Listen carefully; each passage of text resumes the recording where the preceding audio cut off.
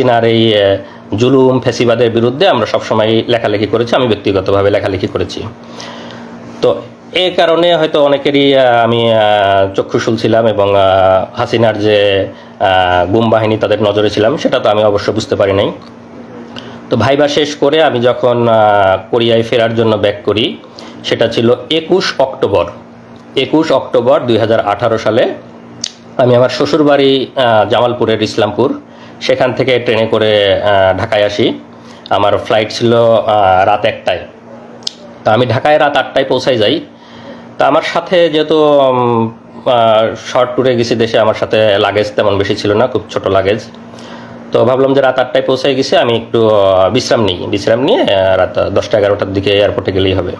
তো এয়ারপোর্টের পাশেই আমার একটা ছোট ভাইয়ের বাসা, তো তার ওখানে যাই। তার ওখানে গিয়ে রাতের খাবার খাই।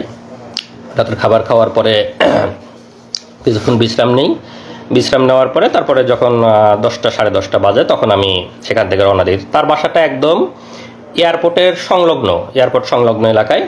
তো মাত্র 15 টাকা 20 টাকা রিক্সা ভাড়া দূরত্ব। তো আমি একাই গেছি, বাড়ি থেকেও ফ্যামিলির কাউকে নিয়ে যাইনি, যে একা তাদেরকে আবার ফেরত আসতে হবে।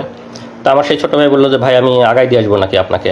আমি বললাম থাক, এত রাতে দরকার নাই, তুমি থাকো, আমি একাই যেতে পারবো, কাছে তো আর ভারী লাগেজ নেই।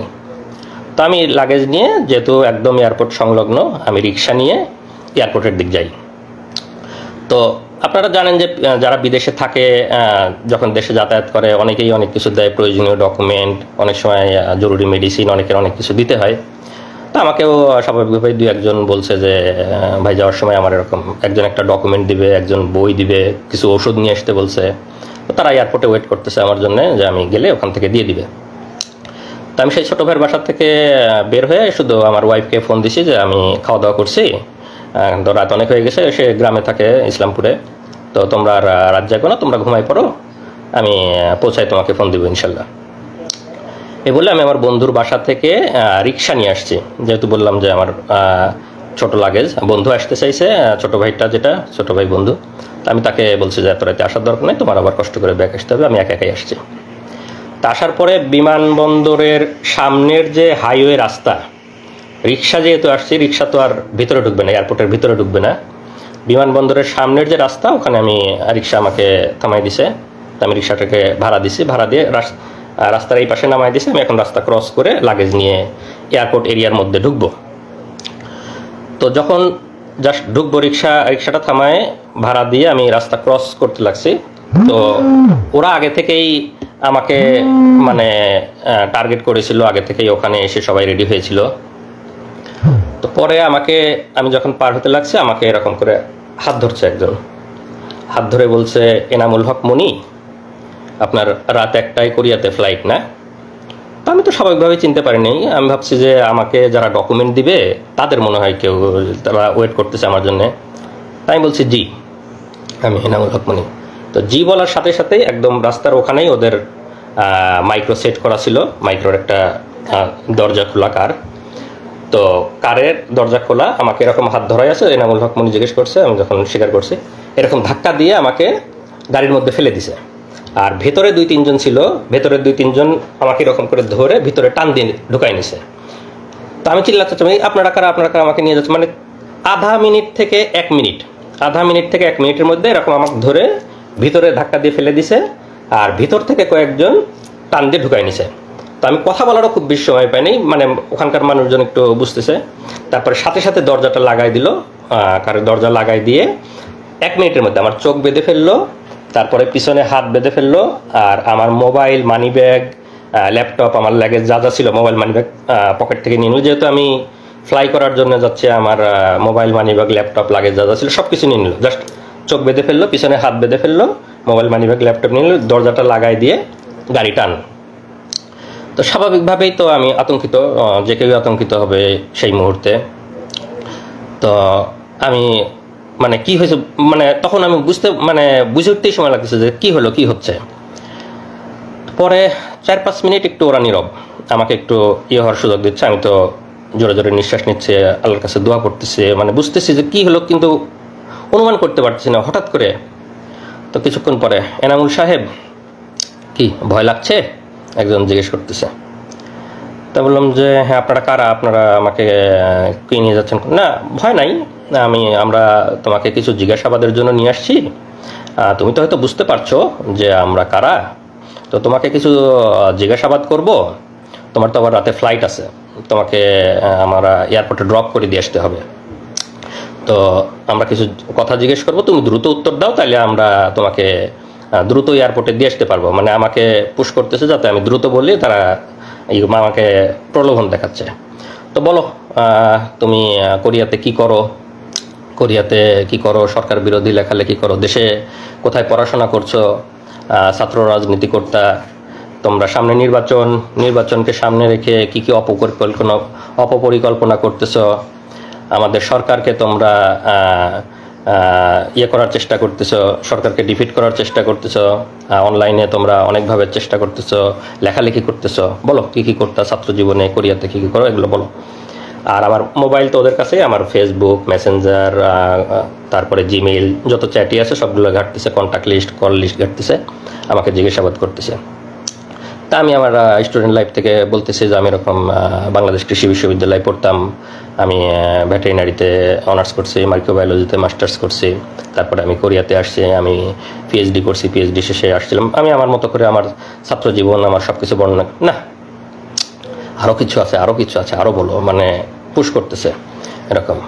তো বারে বারে আমি আমার মতো করে বলার চেষ্টা করতেছি, না তুমি এভাবে বললে তো ইনফরমেশন আমরা পাচ্ছি না। তারপরে আরও তারেক জিয়া বা বড় বড় জায়গায় কানেকশন, তারা আমাকে এরকম মনে করছে বড় বড় জায়গায় কানেকশন আছে আমার, ওরকম বলো, আরও কিছু বলো, তুমি এরকম হলে কিন্তু ফ্লাইট মিস হবে, আমাদেরকে আবার দিয়ে আসতে হবে। তারপরেও আমি আমার মতো বলতেছি, মাঝে মাঝে ভয় লাগতেছে, আবার একটু হয়ে যাচ্ছি। তো পরে বললো যে এই ওরা একজন আবার আরেকজনকে ফোন দিচ্ছে, এই একটু এয়ারপোর্টে ফোন দাও তো, না একটা যাত্রীর একটু দেরি হবে, তো তাকে আমরা দিয়ে আসবো। আমাকে মানে চোখ বাঁধা অবস্থায় আমি শুনতেছি আর কি। তো বলছে না, বলে আমরা এয়ারপোর্টে ফোন দিছি, তোমাকে আমরা দিয়ে আসবো, একটু দেরি হবে, তুমি বলো তুমি আমাদেরকে বলতে থাকো। তো এইভাবে আমি বলতে বলতে, না ঠিক আছে, তোমার মনে হয় আজকে যাওয়া হবে না, চলো আমাদের সাথে চলো, আমরা তোমাকে কালকে দিয়ে আসবো, কালকে তোমাকে এয়ারপোর্টে দিয়ে আসবো। পরে আমাকে চোখ বাঁধা অবস্থায় ওদের প্রায় 1 ঘন্টা মতো ড্রাইভ করে নিয়ে গেল ওদের অফিসে। তো নিয়ে যাওয়ার পরে আমাকে হাত ধরে সিঁড়ি দিয়ে উপরে তুলতেছে, বলতেছে ভাই সিঁড়ি আস্তে আস্তে উপরে, আমাকে বোঝাচ্ছে আর কি। তো আমি সিঁড়ি আস্তে আস্তে, চোখ বাঁধা সব কিছু। তো মনে হয় 3 তলাতে নিয়ে গেল আমাকে, চোখ বাঁধা অবস্থায় 3 তলাতে নিয়ে গেল।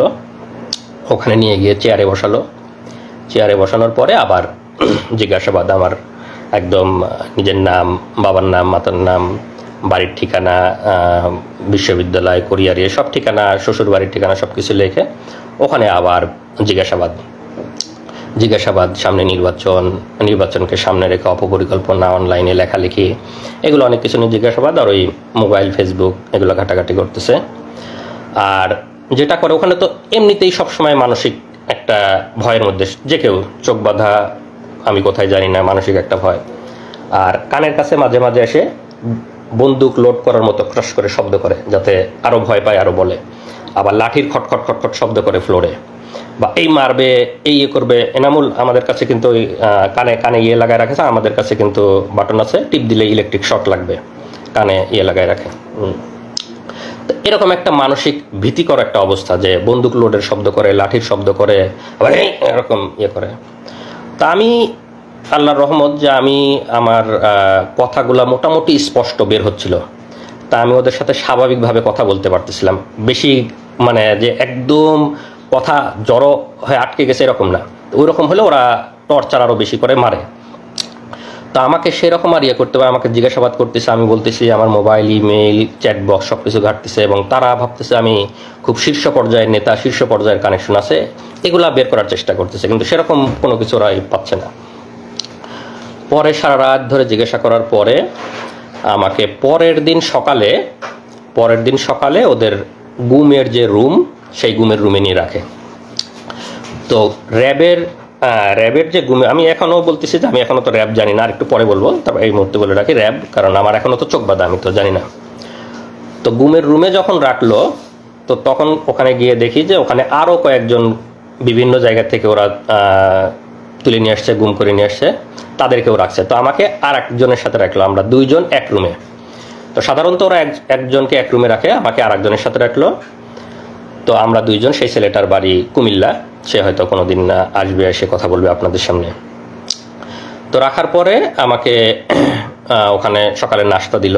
তো নাস্তা তো স্বাভাবিকভাবেই খাওয়ার কোনো অবস্থা নাই, আমি আসি ওখানে মানে একদম হতভম্ব, কি হলো, আমি গতকালকে ফ্লাইট, আমি কোরিয়াতে যাব, আমার পিএইচডি এর শেষ থিসিস জমা দিতে হবে, এরকম সব চিন্তা করতেছি, একদম হতভম্ব। তো সেই ছেলেটার সাথে কথা বলতেছি, যে ছেলেটা আমার রুমে ছিল গুম, আর পাশের দুইটা রুমে আরও দুইজন একজন, মোট 5 জন আমরা একসাথে গুম ছিলাম। তো এই অবস্থায় আমি খুবই তো চিন্তিত, আপনারা স্বাভাবিকভাবেই বুঝতে পারছেন আমার মানসিক অবস্থা। আমি আমার ফ্যামিলি, আমার বউ, আমার বাচ্চা তখন 2.5 বছর বয়স, সবাইকে নিয়ে চিন্তা করতেছি। তো আমার মানে আমি কোনোভাবে মানে চেষ্টা করতেছি যে আমার ফ্যামিলিকে যদি একটু জানাইতে পারতাম যে আমি অন্তত বেঁচে আছি, বা আমি তো স্বাভাবিক যে আমি যে গতকালকে কোরিয়াতে যাই নাই, আমার ফ্যামিলি কিভাবে চিন্তা করতেছে, কান্না করতেছে, সেটা তো আমি ওখান থেকে বুঝতে পারতেছি, কিন্তু আমি তো তাদের কাছে পৌঁছাইতে পারতেছি না, কোনোভাবে জানাইতে পারতেছি না। তো সামনে যারা গার্ড দেয়, তখন আমার যখন গুমের রুমে দিছে, রুমের মধ্যে রাখছে, তখন আমার চোখ খুলে দিছে। তো চোখ খুলে দেওয়ার পরে সামনে মানে রডের দরজা, আর সামনে আর একটা সলিড দরজা থাকে। তো রডের দরজা লাগাই দিলে সামনে যারা নিরাপত্তা কর্মী থাকে তাদের দেখা যায়, আর মানে সলিড দরজাটা লাগাই দিলে দেখা যায় না। তো ওরা রডের দরজাটা লাগাই রাখছে, সামনে যারা নিরাপত্তা রক্ষী যারা হাঁটতেছে তাদেরকে দেখা যাচ্ছে। তো আমি তাদেরকে বারে বারে বলতেছি, তারা বলছে ভাই কোথা থেকে আসছেন, এটা জিজ্ঞেস করে। আমি বললাম যে আমি এরকম কোরিয়াতে পিএইচডি করতাম, গতকালকে ফ্লাইট ছিল, আমাকে এয়ারপোর্ট থেকে তুলে নিয়ে আসছে এরকম। তারপরে আমার ওয়াইফের বর্ণনা, আমার ছোট ছেলের কথা শুনে ওরাও একটু মানে মন নরম হয়েছে, আরে আপনার একটা ছোট ছেলে আছে এরকম ইয়ে। তো ওরা একটু মানে ভদ্র এবং আমাদের প্রতি খুবই সহমর্মী। তারাই করে ভাই আল্লাহ আল্লাহ করেন, কোনো কিছু হবে না। মানে অফিসারগুলা মানে টপ লেভেলের, মানে হাসিনা বাইসে সবগুলা অফিসার একদম সর্বোচ্চ লেভেলের শুয়োরগুলোকে বসাইছে, কিন্তু যারা লোয়ার লেভেলের তারা অনেক মানে সিম্প্যাথেটিক এবং অনেক সহমর্মী, তারা আমাদের বিষয়গুলো বোঝে, তারা অনেক সান্ত্বনা দিচ্ছে, ভাই আল্লাহ করেন ঠিক হয়ে যাবে ইনশাল্লাহ, কিছুই হবে না, এরকম বোঝানোর চেষ্টা। আমি ওদেরকে অনেক অনুরোধ করি, ভাই আমার ওয়াইফ ওদিকে কান্নাকাটি করতেছে, ভাই আমার ওরা মরে যাবে, আমি অনেক একটু ওদেরকে যদি জানাইতে পারতাম, ভাই আমার ওয়াইফকে একটু জানান যে আমি অন্তত বেঁচে আছি, এইটুক জানান ভাই, অনেক কান্নাকাটি করতেছে, অনেক রিকোয়েস্ট করতেছে। তো কোনো না ভাই, আমার ওদের কাছে মোবাইল, ওদের ডিউটিরত অবস্থায় মোবাইল আনার অনুমতি নেই, ভাই আমাদের মোবাইল আনার কোনো অনুমতি নাই, আপনি এগুলো বলেন না। এরকম সকাল থেকে দুপুর পর্যন্ত চলে যাচ্ছে, তাও কোনো ইয়ে হয় না। আমি তো বারে বারে চেষ্টা করতেছি ওদেরকে রিকোয়েস্ট করে, মানে যেভাবেই হোক একটু ইয়ে করার। বারে আমার যে রুমমেট ছিল তাকে বলতেছি। পরে এক সময় একটা মানে যে গার্ড ছিল তার একটি হয়েছে, তো বলতেছে যে ভাই ঠিক আছে, আপনি এক কাজ করেন, আপনার নাম্বারটা আমাকে বলেন, আপনার ওয়াইফের নাম্বার, আমার তো এখন ডিউটি, আমি ডিউটি শেষ করে গিয়ে আপনার ওয়াইফকে বলার চেষ্টা করব। তো আপনি নাম্বারটা বলেন, আপনি কাউকে বলেন না, আমি আপনার ছোট ছেলে আছে, এটা শুনে আমার অনেক মায়া লাগছে, আমি আপনার ওয়াইফকে বলার চেষ্টা করি। তো আমি তাকে আমার ওয়াইফের নাম্বারটা বলি। তো সে একটু ওয়াইফের নাম্বারটা কোথাও লেখে নেয় যে আমি ডিউটি শেষ করে গিয়ে চেষ্টা করবো আপনার ওয়াইফকে। আমি অনেক কান্নাকাটি করছে, অনেক রিকোয়েস্ট করছে। তো এই পর্যায়ে আমাকে ওইখানে মানে গুমের যে রুম ওখানে রেখে দেয়, ওই অবস্থায় থাকি। আমাকে ওখানে 3 বেলা খাবার টাবার দেওয়া শুরু করে। তো ওরা খাবারটা স্বাভাবিক খাবার দেয়, ওদের যে অফিসার্স মেসে যে রান্নাগুলো হয় সেই রান্নাগুলো প্রতি বেলায় এসে আমাদেরকে খাবারগুলো দিয়ে যায়, স্বাভাবিক খাবার, ভালো খাবার, অফিসার্স মেসে যে রান্না হয় সেগুলোই দিয়ে যায়। তো সকাল দুপুর রাত ওভাবে খাবার দিতে থাকলো, আমাকে গুমের রুমে ওভাবে রেখে দিল। তো এই পর্যন্ত আমার অধ্যায়ের একটু বিরতি, এরপরে আমার আরও বর্ণনা শুরু হবে। তো এই অবস্থায় তো আমার ওয়াইফরা ওদিকে কান্নাকাটি করতেছে, ওরা ওদিকে আমাকে খোঁজাখুঁজি করতেছে, ওদের কি অবস্থা আমার ওয়াইফের কাছে আপনারা এই পর্যায়ে একটু শুনুন, তারপরে আবার আমি বলবো। আসুন। আসসালামু আলাইকুম, আমি নাজনীন সুলতানা নিপা, এনামুল হক মনির ওয়াইফ। আসলে সেই দিনগুলো তো ভোলার মতো না, এখন হয়তো বর্ণনা করতে পারবো, কিন্তু সেই সময়টা কোনোভাবেই বোঝাতে পারবো না আপনাদেরকে। তো আমার হাজব্যান্ডের সাথে আমার লাস্ট কথা হলো 9:30টার দিকে, 9:23 আমার সাথে লাস্ট কথা হয়েছে। ও আমাকে বলছে যে ঘুমিয়ে পড়ো, আমি এয়ারপোর্টে কাজ শেষ করে তোমাকে কল দিব। তারপর আমি বাবুকে নিয়ে ঘুমিয়ে পড়লাম। রাত যখন 12টা বাজে আমার হুট করে ঘুম ভেঙে গেল। আসলে কেউ জার্নি করলে, পরিবারের কেউ জার্নি করলে তো এরকম গভীর ঘুম হয় না। তো 12:30টার সময় আমার ঘুম ভেঙে গেল। আমি তখন মোবাইলটা নিয়ে তাকে কল দিলাম। তো তার মোবাইলে রিং হচ্ছে কিন্তু কল রিসিভ করছে না। আবার আমি মেসেজ দিয়েছি যে ফ্রি হলে আমাকে কল দিও, তখন 12টা বাজে, তার ফ্লাইট ছিল 1টা 5-এ। তো আমি যখন মেসেজ দিচ্ছি, মেসেজ সিন হচ্ছে, কল রিং হচ্ছে কিন্তু কলও ধরছে না, মেসেজের রিপ্লাইও দিচ্ছে না। তখন আমার মানে কাছে খুব ইয়ে লাগলো যে মনে হয় ব্যস্ত আছে, হয়তো এয়ারপোর্টের কোনো ঝামেলা বা বিজি আছে এরকম। আমি অপেক্ষা করছি তারপর ওখান থেকে মেসেজ বা কল আসবে, কিন্তু আসছে না। তো যখন রাত 1টা পার হয়ে যাচ্ছে তখন আমার ভেতরে মানে কি ব্যাপার, কেন এরকম হচ্ছে, ও তো আমাকে জানানোর কথা। তো তখন আমার মনে হলো যে হয়তো মোবাইল হারিয়ে ফেলছে বা মোবাইল বা ল্যাপটপ হারিয়ে ফেলছে। কিন্তু আমার মানে বারবার খালি একা একা, আমি কিন্তু রাতে আমার বাবুর সাথে একা ঘুমিয়েছি, আমার বাবা মা অন্য রুমে, তাই মধ্যরাতে তো আমি কাউকে কিছু বলতে পারছি না। তখন আমি মানে খালি বারবার আল্লাহ আল্লাহ করছি যে আল্লাহ কি হলো, যদি মোবাইল হারিয়ে যায় তাহলে তো এয়ারপোর্ট থেকে অন্য কারো ফোন থেকে আমাকে একবার জানাবে সে, এটা আমি শিওর যে সে আমাকে জানাবে, কারণ আমি টেনশন করব। কিন্তু না, আমি অপেক্ষা করছি, রাত 1টা 2টা বেজে যাচ্ছে, কোনো মেসেজ নেই, কল নেই। রাত 1টার পরেও যখন তার ফ্লাইট ছিল, ফ্লাই করার সময়, তারপরেও আমি মেসেজ দিচ্ছি কিন্তু মেসেজ সিন হচ্ছে, রিপ্লাই দিচ্ছে না। হ্যাঁ, তো আমার কাছে মানে তখন থেকেই আমার মানে খুব অস্থির লাগতেছে যে কিছু একটা হয়েছে, আমি শিওর হয়তো মোবাইল হারাইছে বা কিডন্যাপ কিছু একটা হয়েছে। আমাদের বাংলাদেশে তো এসব মানে খুব কমন। তারপরে সারা রাত কেটে গেল ওইভাবে। আমি ফজরের নামাজ পড়ে যে ভাইয়ের বাসায় গিয়েছিল, ছোট ভাইয়ের বাসায়, তাকে কল দিলাম, দিয়ে বললাম যে ভাইয়া আমি তো ওর সাথে যোগাযোগ করতে পারছি না, আপনার সাথে মানে লাস্ট কি কথা হয়েছে বা আপনি কি যোগাযোগ করেছিলেন তার সাথে? তখন সেই ভাই বলল যে না আপু, আমি তো ভাইকে রিক্সায় উঠাই দিছি, আমি তার সাথে যেতে চাইছিলাম কিন্তু ভাই আমাকে না করলো। তো আমিও রাত্রিবেলা ফোন দিছি কয়েকবার কিন্তু কথা হয় নাই। তারপরে তার কাছ থেকে শুনে আমার আরও ভয় লাগা শুরু হয়ে গেল। তখন আমি আমার যা বাংলাদেশ কৃষি বিশ্ববিদ্যালয়ের প্রফেসর ডক্টর মার্জিয়া রহমান, তাকে কল দিলাম, ভাবিকে কল দিয়ে বললাম যে ভাবি এরকম রাতে কোনো যোগাযোগ হয়নি, সকালবেলাও কোনো পাচ্ছি না। তো সকালবেলা আর ভাবি মানে প্রথমে বলতেছে আমাকে যে ও তো খুব মন ভোলা, মনে হয় ফোন টোন হারিয়ে গেছে, তুমি চিন্তা করো না, ও ল্যান্ড করে কল দিবে ইনশাল্লাহ। তো তারপরেও মানে আমার মনের মধ্যে তো ধুকপুকুনি যায় না। আমি সেই ভাইয়ের বাসা যেহেতু এয়ারপোর্টের একদম সামনে, আমি ওনাকে রিকোয়েস্ট করলাম যে ভাই আপনি একটু এয়ারপোর্টে যেয়ে এই আমার হাজব্যান্ডের পাসপোর্টের ছবি ছিল আমার কাছে, যেহেতু আমিও কোরিয়াতে যাওয়া আসা করতাম, তো তার ডকুমেন্ট আমার কাছে ছিল। তখন আমি ওই ভাইকে তার পাসপোর্টের ছবি দিলাম যে এই নাম্বার মানে এই নাম্বারের পাসপোর্ট হোল্ডার ঢুকেছে কিনা এয়ারপোর্টে একটু খোঁজ নেবেন। তো সেই ভাই তখন সকাল 7টার সময় এয়ারপোর্টে যায়, সেই নাম্বার দিয়ে খোঁজ নেয় এবং তারা বলে যে না এই লোক এয়ারপোর্টে ঢোকে নাই। তখন সকাল 7টা বাজে। তখন হলো আমি আমার ভাবিকে আবার কল দিয়ে বললাম ভাবি এই অবস্থা, ও তো এয়ারপোর্টে ঢোকে নাই, আমি এরকম নিউজ পেলাম। তখন ভাবি বললো ঠিক আছে, তুমি ছবিটা পাঠাও পাসপোর্টের, আমিও খোঁজ নিচ্ছি, আমার অনেক স্টুডেন্ট আছে ওখানে। তারপর ভাবিও খোঁজ নিল এবং ভাবিও সেম উত্তর পেল। তারপর সবার টেনশন শুরু হয়ে গেল, তাহলে কোথায় গেল, কি হলো? তখন মানে ভাইয়া ভাবি আমি প্রথম জানাইছি আমাদের পরিবারে, আমার ভাসুর এবং যাকে, বাকিরা তো টেনশন করবে। তখন মানে ভাইয়া ভাবি তাদের মতো করে খোঁজ নিতে লাগলো এবং এরপরেও মানে কোনো খোঁজ নাই। এদিকে মানে আমি বারবার শুধু ফোন টিপতেছি, আমার বাচ্চা খাচ্ছে না, আমার স্কুলে যাওয়ার সময় হয়েছে, আমি কোনো টাইম কয়টা বাজে আমি কিছুই জানি না। আমার মা হঠাৎ করে এসে বলতেছে স্কুলে যাবে না, এখনও তো খাইলে না, কখন যাবা? তখন আমি ঘড়ি দেখি যে 9:30 বাজে। ঠিক আছে, তো পরে আমি তখন প্রথম আমার মাকে বললাম যে আমি তো সাফওয়ানের আব্বুর সাথে কোনো যোগাযোগ করতে পারছি না। আমি প্রাইমারি স্কুলে জব করতাম, আমার নিজের স্কুল, আমার এলাকার। তো তখন আমার আম্মা শুনে তো মানে তখনই চিৎকার করে একদম কান্নাকাটি শুরু করে দিছে এবং আস্তে আস্তে আমার অন্যান্য ভাসুর, আমার ভাইয়েরা যারা ঢাকায় থাকে, আমার কাজিনরা এবং আমার হাজবেন্ডের যে ফ্রেন্ডগুলোর সাথে আমার মানে যোগাযোগ করা, কি 2-1 জনের সাথে যোগাযোগ করলাম, সবাইকে তখন জানালাম যে তাকে খুঁজে পাওয়া যাচ্ছে না, তার সাথে কোনো যোগাযোগ হচ্ছে না। এবং কোরিয়াতে যারা যে ইউনিভার্সিটিতে উনি পিএইচডি করেছেন তাদেরকেও জানালাম। তখন তারাও এদিকে খোঁজ নিল।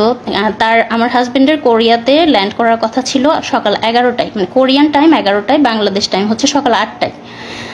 তো আমি যখন সকাল 8টা পার হয়ে গেল, তো সে ল্যান্ড করে নাই, এই খোঁজ পেলাম। এদিক কোরিয়া থেকেও মানে এয়ারপোর্টে খোঁজ নিচ্ছে তারা যে এরকম পাসপোর্ট হোল্ডার কেউ ল্যান্ড করছে কিনা, না তারাও মানে নেগেটিভ আনসার পারলো। এবং তারপর থেকে আমরা পুরোপুরি ধরে নিলাম সে মিসিং হয়েছে, কোনোভাবে কিডন্যাপ অথবা মলম পার্টি টাইপের কিছু একটা হবে। আমরা কখনোই কল্পনা করি নাই যে এটা রাজনৈতিক কিছু বা মামলা মোকদ্দমা মানে এই টাইপের কিছু হবে, গুম টাইপের, আমরা কখনোই ভাবিনি। তারপরে সকাল তো পার হয়ে দুপুর হয়ে গেল। আমার ভাসুর ময়মনসিংহ থেকে, আমার ভাসুর প্রফেসর মাহমুদুল আলম, তিনি হচ্ছে ঢাকায় গেলেন। আমার কাজিনরা, তার ফ্রেন্ডরা সবাই যে যার মতো করে হসপিটালে, থানা, রেলওয়ে স্টেশনে, যেখানে যেখানে খোঁজা দরকার, এয়ারপোর্টের সামনে প্রত্যেকটা দোকানে দোকানে জিজ্ঞেস করেছে, ছবি দেখিয়ে জিজ্ঞেস করেছে যে এনাকে দেখছে কিনা। মানে তখন আমাদের অবস্থা এমন যে কোনো একটা অ্যাক্সিডেন্ট হয়েছে বা কিডন্যাপ কিছু একটা হয়েছে, এরকম কোনো ধরনের ক্লু, কোনো মেসেজ, কোনো কল কিছুই পাইনি আমরা। তারপর সারাটা দিন এভাবে চলে গেল এবং বারবার টিভিতে নিউজ মানে দেখতেছি যে কোনো অজ্ঞাত লাশের খবর আসতেছে কিনা, এই টাইপের মনের মধ্যে কত চিন্তা আসতেছে বলার মতো না। তারপরে যাই হোক সারা দিন চলে গেল, কোনো খোঁজ পেলাম না। রাত পার হয়ে গেল, 22 তারিখ দিবাগত রাত, মানে রাত যখন 12টা বাজে, মানে 23 তারিখ শুরু হলো, রাত 12টার সময় আমার হাজবেন্ডের নাম্বার থেকে আমার মোবাইলে কল আসলো। আমার মোবাইলটা যেহেতু ওরা নিয়ে নিছে, আমাকে যখন কিডন্যাপ করছে, গুম করছে, তখনই তো আমার মোবাইল ল্যাপটপ নিয়ে নিছে। আমার মোবাইল তো ওদের কাছে, আমার মোবাইল থেকে ওকে কল দিছে। হ্যাঁ, আমাকে কল দেওয়ার পরে মানে তারা বলতেছে যে আপনি কি এনামুল হক মনির ওয়াইফ? আমি বললাম যে হ্যাঁ, আমরা তো তাকে খুঁজে পাচ্ছি না, এই নাম্বার আপনি কোথায় পেলেন, এই ফোন কোথায় পেলেন? তখন সেই পুলিশ, মানে আমরা তো জানতাম না পুলিশ, মানে ওপর পাশ থেকে আমাকে বলছে যে বুঝতেই তো পারছেন আমরা, মানে ও আমাদের কাছে আছে, আমরা হচ্ছে মানে ওকে কিডন্যাপ করেছি, তো আমি যেভাবে বলবো আপনি সেভাবে কাজ করেন, তাহলে আমরা ওকে ভালো মানে ছেড়ে দিব, তার কোনো ক্ষতি হবে না, কিছু হবে না। আমি আর জাস্ট আপনাদের একটু কল রেকর্ডটা শুনে, আমি সেই সময় মানে সে ওই সময় মনে করছে যে কিডন্যাপার, তো কিডন্যাপার যেহেতু, তাহলে তো কিডন্যাপারের কথা পুলিশকে বলতে হবে, তো পুলিশকে বলার জন্য ও ওই সময় কলটা রেকর্ড করছে, যে পরে পুলিশের কাছে যা সকালে বলবে যে আমার হাজবেন্ডকে কিডন্যাপাররা কিডন্যাপ করছে, এই যে আপনাদের কল রেকর্ড, সেই হিসাবে কল রেকর্ড করছে। তো সেই কথাটা কি ছিল আপনারা শোনেন, ওর কল রেকর্ডটা আছে, কল রেকর্ডটা আমরা এখন লাইভের এখানেই প্লে করে দিচ্ছি। ঢাকায় না, আমি জামালপুর। আচ্ছা, জামালপুর থাকেন, সমস্যা নেই। জি। তো এখন এনামুলকে আমরা ছাড়ার ব্যাপারে ফোন করছি, ঠিক আছে? ঘটনা কি সেটা এখন জানার দরকার নাই। ঘটনা এনামুল বাসায় গেলে, বাড়িতে গেলে তারপরে বলবে। আচ্ছা, এখন কিছু বলতে পারবো না আমরা, ঠিক আছে? ও ভালো আছে তো ভাইয়া? ভালো না থাকলে কি আমরা যোগাযোগ করতাম? জি জি জি, হ্যাঁ ঠিক আছে। আমি একটু কথা বলতে চাই ভাইয়া, একটু খালি মোর মুখটা খালি শুন ভাইয়া, আমি মরে যাচ্ছি একদম, একটু কথা বলতে দিবেন ভাই? আপনি কি যোগাযোগ করছি দেখে কি এত যোগাযোগ না করলে ভালো হইতো মনে হয় না? আচ্ছা আচ্ছা, না ঠিক আছে, আপনি যা বলবেন তাই শুনবো, আপনি বলেন। সুস্থভাবে কথা বলেন, আপনাকে বলছি না সত্যি কথা বলেন, কোনো উচ্ছৃঙ্খলের কোনো কিছু দরকার নাই। জি আচ্ছা ঠিক আছে ভাইয়া। এখন কথা হচ্ছে, আপনি আপনার ভাই ব্রাদার, ওনার ভাই ব্রাদার কাউকে কিছু বলতে পারবেন না, যেহেতু আপনি কথা বলছেন। আমরা সবার সাথে কথা বলতে পারবো না, কথা একজনের সাথে বলবো। জি। আর আপনি কাউকে কিছু বলার দরকার নাই যদি এনামুলকে পাওয়ার ইচ্ছা থাকে। আচ্ছা, বলবো না আমি কাউকে, কারণ কে কোন দিক দিয়ে কি সমস্যা করে সেটা বলা যায় না, ঠিক আছে? জি বলবো না ভাইয়া। এখন আপনাদের দরকার এনামুলকে সুস্থভাবে পাওয়ার, আমরা বুঝি এটা। জি। তো সুস্থভাবে পাইতে হলে আমরা যেভাবে বলবো সেভাবে করতে হবে। আচ্ছা বলেন। আমাদের 1.5 লক্ষ টাকা দিতে হবে। 1.5 লক্ষ টাকা কখন দিব ভাইয়া? এখন দিবেন? এখন? এত রাতে ব্যাংকে তো টাকা ভাইয়া। আচ্ছা, আমি টাকার ব্যবস্থা করব। হ্যাঁ, আমি টাকা ব্যাংকে? জি ব্যাংকে। আমি তো কেন, কোন দোকানদার পরিচিত নাই? এই যে মোবাইলের অ্যাকাউন্টের দোকানটা আছে, ওই জন্য কেউ পরিচিত নাই?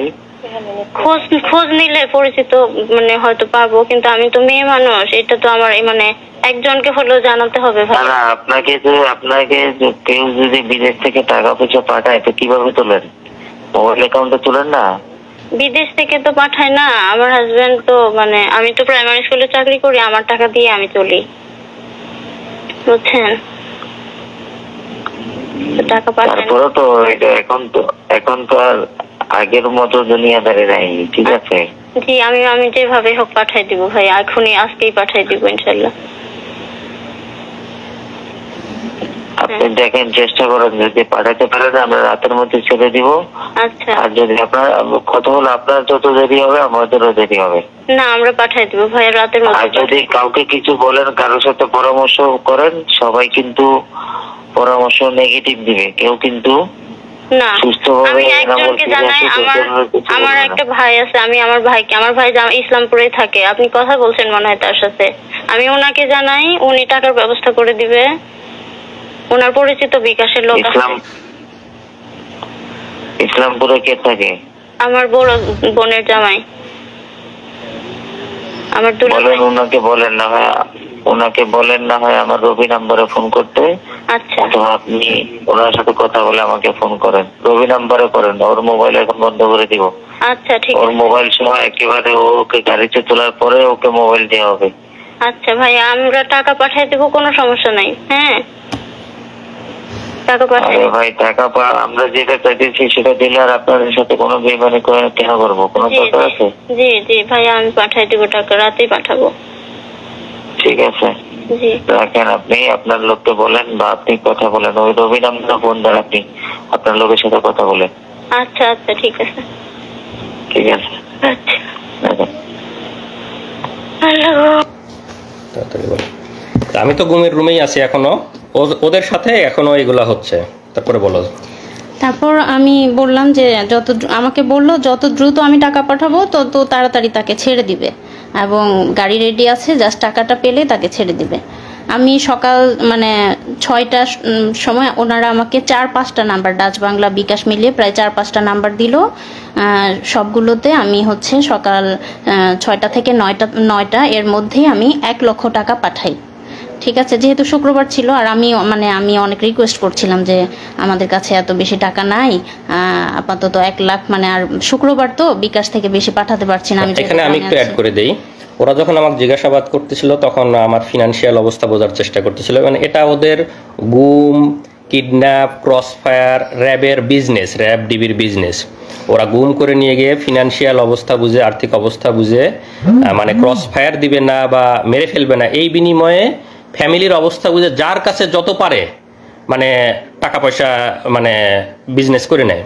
তো আমাকে যখন জিজ্ঞাসাবাদ করছে আমি বলছি যে আমি তো পিএইচডি স্টুডেন্ট, কোরিয়াতে থাকি, আমি কিছু টাকা স্কলারশিপ পাই, আমি কয়দিন আগেই দেশে আসছি, আমার তো ফ্লাইটে অনেক টাকা খরচ হয়ে গেছে, আমার তেমন কোনো টাকা নাই, আমার বাবা রিটায়ার্ড সরকারি চাকরিজীবী, মানে বাবারও তেমন কোনো, মানে সব কিছু মিলায়ে বুঝছে যে আমার কাছে খুব বেশি টাকা নাই, মানে আমি যেহেতু স্টুডেন্ট, পিএইচডি করি, খুব বেশি সেভিংস নাই, আমার আব্বা রিটায়ার্ড, আমার শ্বশুর হলো বড় গৃহস্থ, তো সব কিছু মিলায় ওরা সেই পরিমাণই ওদের কাছে ডিমান্ড করছে।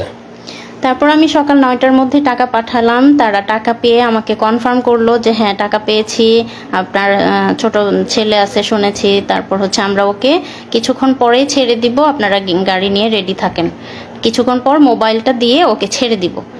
তারপর হলো আমার ভাসুরা ঢাকায় ছিল তখন, আমি তাদেরকে জানালাম যে এরকম এরকম কথা হয়েছে, ওনারা ছেড়ে দিবে, আপনারা গাড়ি নিয়ে রেডি থাকেন। তারা একদম রেডি গাড়ি নিয়ে, হ্যাঁ, এবং আমি মোবাইলটা নিয়ে বসে আছি যে তার একটা কল আসবে, এসে বলবে যে এনামুল এখানে আছে, আমরা তাকে ছেড়ে দিলাম, বা ও আমাকে কল দিয়ে বলবে যে আমি বের হয়েছি, এরকম। আমি ফোন নিয়ে বসে আছি, গ্রামে সবাই আমাকে ঘিরে ধরে বসে আছে, কিন্তু কল আর আসে না। সবাই মানে ওয়েট করছি আমরা, এদিকে আমার ভাসুররা ওয়েট করছে, কোনো কল আসে না। একদম 9টা, 10টা, 11টা বেজে গেল, কোনো কল আসলো না। তখন আমরা বুঝে গেলাম যে এটা মানে আমাদের সাথে ধোঁকা দিয়েছে।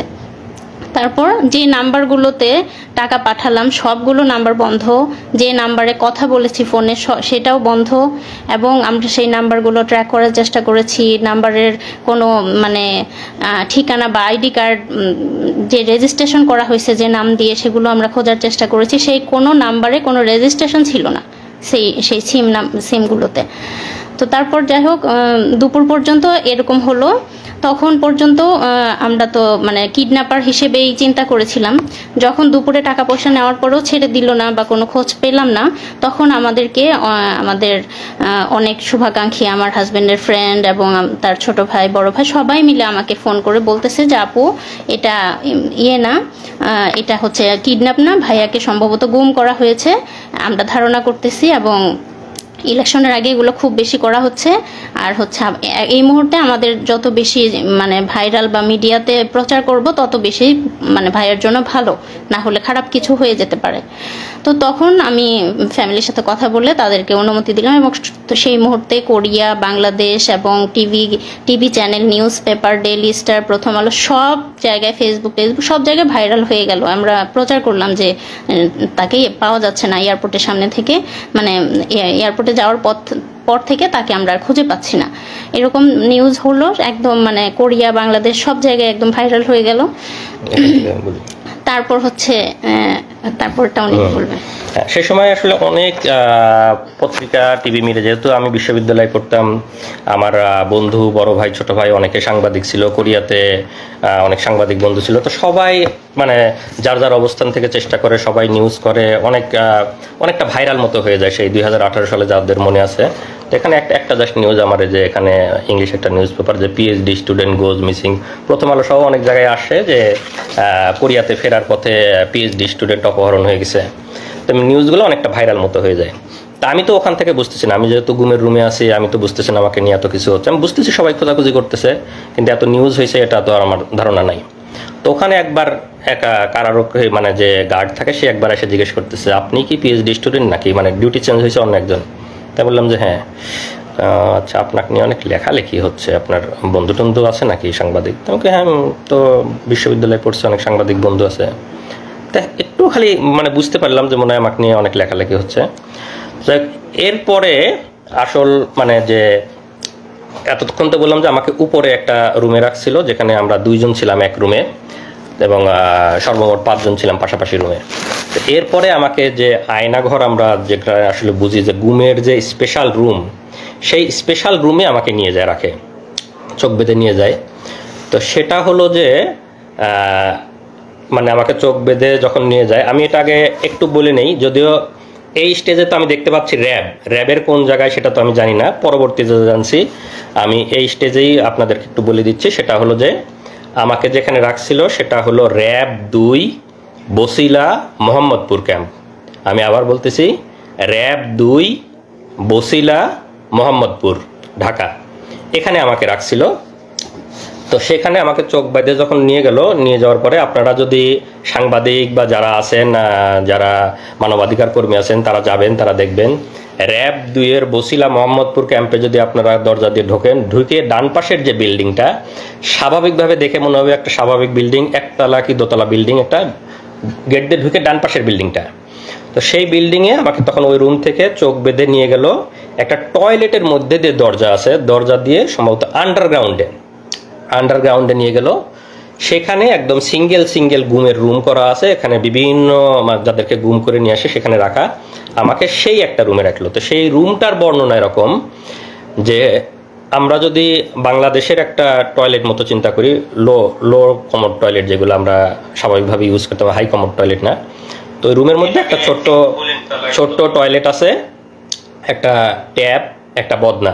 তার মানে আপনার টয়লেট বা প্রস্রাব করার জন্য বাইরে যেতে হচ্ছে না, ওখানে টয়লেট করা যাবে। আর বাকি যে ফাঁকা জায়গাটুকু আছে, মানে একটা টয়লেটের বড় একটা টয়লেটের জায়গার মতো বাকি যে ফাঁকা জায়গাটুকু আছে, সেই জায়গায় একটা স্বাভাবিক মানুষ টান হয়ে শুয়ে থাকতে পারবে না। আমি হাইটে অত বেশি লম্বা না, তারপরে আমাকেও পা একটু ঘুচায় এভাবে শুয়ে থাকতে হতো, এরকম এতটুকু জায়গা।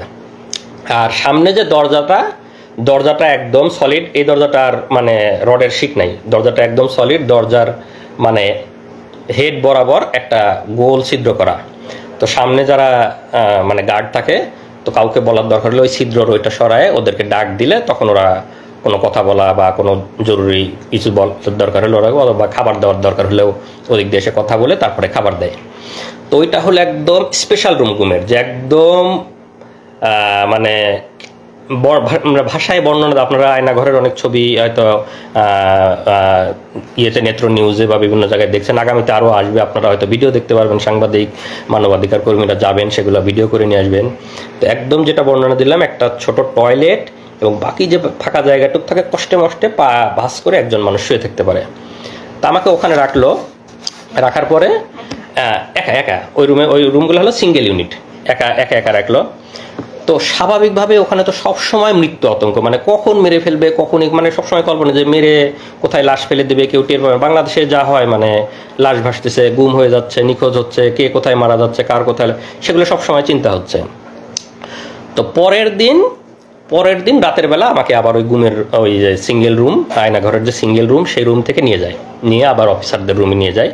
অফিসারদের রুমে যখন যাবে সবসময় চোখ বাঁধা, গুমের রুমে থাকা অবস্থায় চোখ খোলা রাখে। অফিসারদের রুমে যাওয়ার সময় সবসময় চোখ বাঁধা, কারণ কে জিজ্ঞাসাবাদ করতেছে, কে অফিসার, কে কি, কোনো কিছু বোঝার সুযোগ নাই।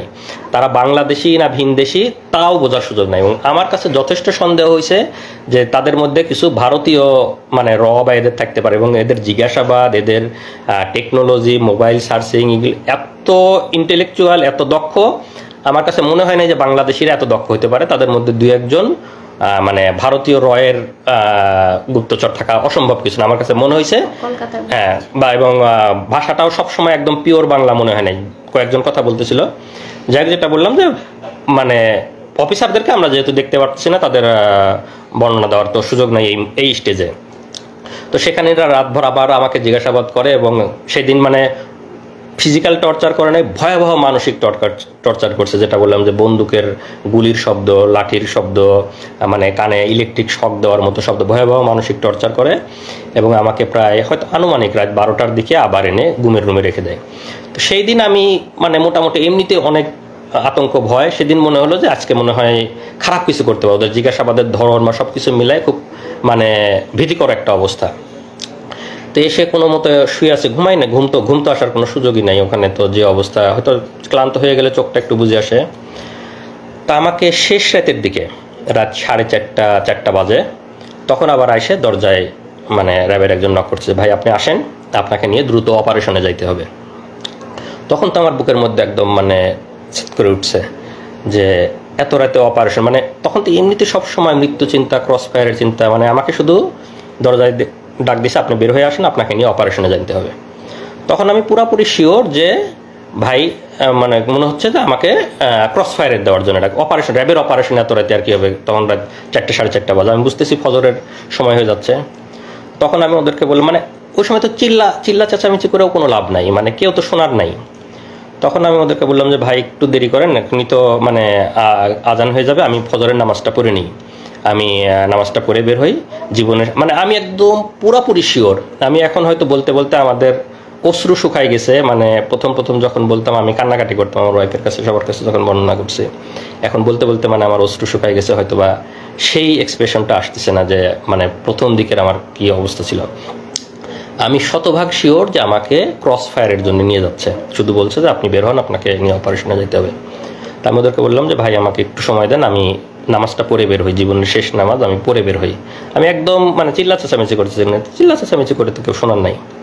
তো পরে আমি সুন্দর করে অজু করছি, অজু করে যখন টয়লেটে নিয়ে গেছে, ওরা চোখ বেঁধে হাত ধরে ধরে নিয়ে যায়।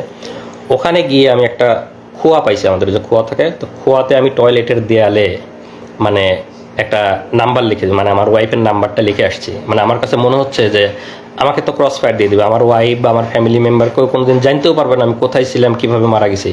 যদি কেউ কোনোদিন পরবর্তীতে গুম হয়ে এই টয়লেটে আসে, এই নাম্বারটা যদি দেখে, তাহলে হয়তো সে একটু বুঝতে পারবে, তাহলে হয়তো সে আমার ওয়াইফকে হয়তো একদিন ফোন দিয়ে যায়, এই নাম্বারটা ওখানে পাইছিলাম, আপনি কি আপনার এই নাম্বারটা আমি টয়লেটে পাইছি। এরকম মনে হচ্ছে যে কোনোভাবে যদি একটু জানাইতে পারতাম তাদেরকে যে আমাকে আজকে মেরে ফেলতে যায়, বা এরকম ফিলিংস। তা আমাকে বলে যে ভাই তাড়াতাড়ি করেন, আপনি তাড়াতাড়ি নামাজ পড়েন, আপনি তাড়াতাড়ি নিয়ে যেতে হবে, স্যাররা ওয়েট করতেছে। তা আমি অজু করে একদম ফজরের নামাজটা পড়লাম। আমার মানে সেই শেষ নামাজের যে কি ফিলিংস, এটা আমি মানে ভাষায় প্রকাশ করতে পারবো না। আমি একদম কনফার্ম আমাকে ক্রস ফায়ারে নিয়ে যাচ্ছে, এটা আমার জীবনের শেষ নামাজ। সেই নামাজের যে কি মানে ফিলিংস, সেটা আমার মানে এই মুহূর্তে বলার ভাষা নাই। নামাজ পড়ে আল্লাহর কাছে একদম অঝোরে কান্নাকাটি করে আল্লাহর কাছ থেকে জীবনের যত গুনাহ আছে সব মাপ চেয়ে একদম বিদায় নিয়ে যাচ্ছি, যে আল্লাহ তুমি আমার সব গুনাহ মাফ করে দিয়ে আমার বউ বাচ্চাকে দেখে রাখো। মানে একদম মৃত্যু পথযাত্রী মানুষের দোয়া যা হয়, আমি একদম দোয়া করে নামাজ পড়ে বের হলাম। আমাকে চোখ বেঁধে নিয়ে বের হলো। বের হওয়ার পরে আমি দেখলাম যে 3টা গাড়ি সাজানো, র্যাবের 3টা গাড়ি, সামনে, মাঝখানে, পিছনে। তো 3টা গাড়ি সবাই অস্ত্র সজ্জিত হয়ে ওখানে দাঁড়ায় আছে র্যাবেরিয়ে। কেউ হয়তো কাটার নিয়ে দাঁড়ায় আছে, কেউ হাতুড়, কেউ এরকম। তা আমার কাছে মনে হচ্ছে যে আমাকে ক্রস ফায়ার দিয়ে মারবে, যে কাটারগুলো দিয়ে হাত পা এগুলো কাটবে, মানে অঙ্গ প্রত্যঙ্গ বিচ্ছিন্ন করে ফেলবে, মানে বিভিন্ন রকমের অস্ত্র নিয়ে দাঁড়ায়, স্বাভাবিকভাবে ভীতিকর। তা আমাকে চোখটা এমনি বাইদে, ওখানে একটু দেখার মানে চোখটা খোলা ছিল জন্য সবগুলো দেখছি। আমাকে চোখ বাইদে মাঝখানের গাড়িতে তুললো, ওরা সামনের গাড়ি, পিছনের গাড়ি, মাঝখানের গাড়িতে আরও কিছু উঠলো, আমাকে নিয়ে গাড়ি নিয়ে টান দিল। এটা হলো হয়তো ভোর 5টা মতো বা 4:30 থেকে 5টা আনুমানিক আর কি। তো গাড়ি চলতেছে, আমি একদম অঝোরে শুধু আল্লাহর কাছে হাত তুলে দোয়া করতেছি, মানে জীবনের শেষ মুহূর্তের যত মাপ চেয়ে নেওয়া, জীবনের শেষ মুহূর্তের যত দোয়া আল্লাহর কাছে করতেছে। আর পাশের যারা আছে তারা সান্ত্বনা দিচ্ছে, ভাই কান্না করেন না, আল্লাহ আল্লাহ আল্লাহ শিখ করে, তারা তখনও সান্ত্বনা দিচ্ছে। আর আমি অজোরে আল্লাহর কাছে শুধু দোয়া করে যাচ্ছে এরকম। আমি তো জানি যে আমাকে ক্রস ফায়ারে নিয়ে যাচ্ছে, শেষ মুহূর্তে যত আল্লাহর কাছে মাপ চেয়ে নেওয়া যায়। তো এইভাবে প্রায় 1 ঘন্টা মতো গাড়িটা চললো। চলার পরে কোথায় যেন থামলো। তো আমার যেহেতু চোখ বাঁধা, আমি তো বুঝতে পারতেছি না কোথায় থামলো। তো গাড়ি থামানোর পরে ওরা মনে হলো যে 10-15 মিনিট কোথায় যেন গেছে আশেপাশে, মানে আমার সাথে 2-1জন রেখে বাকিরা কোথায় যেন গেল 10-15 মিনিট।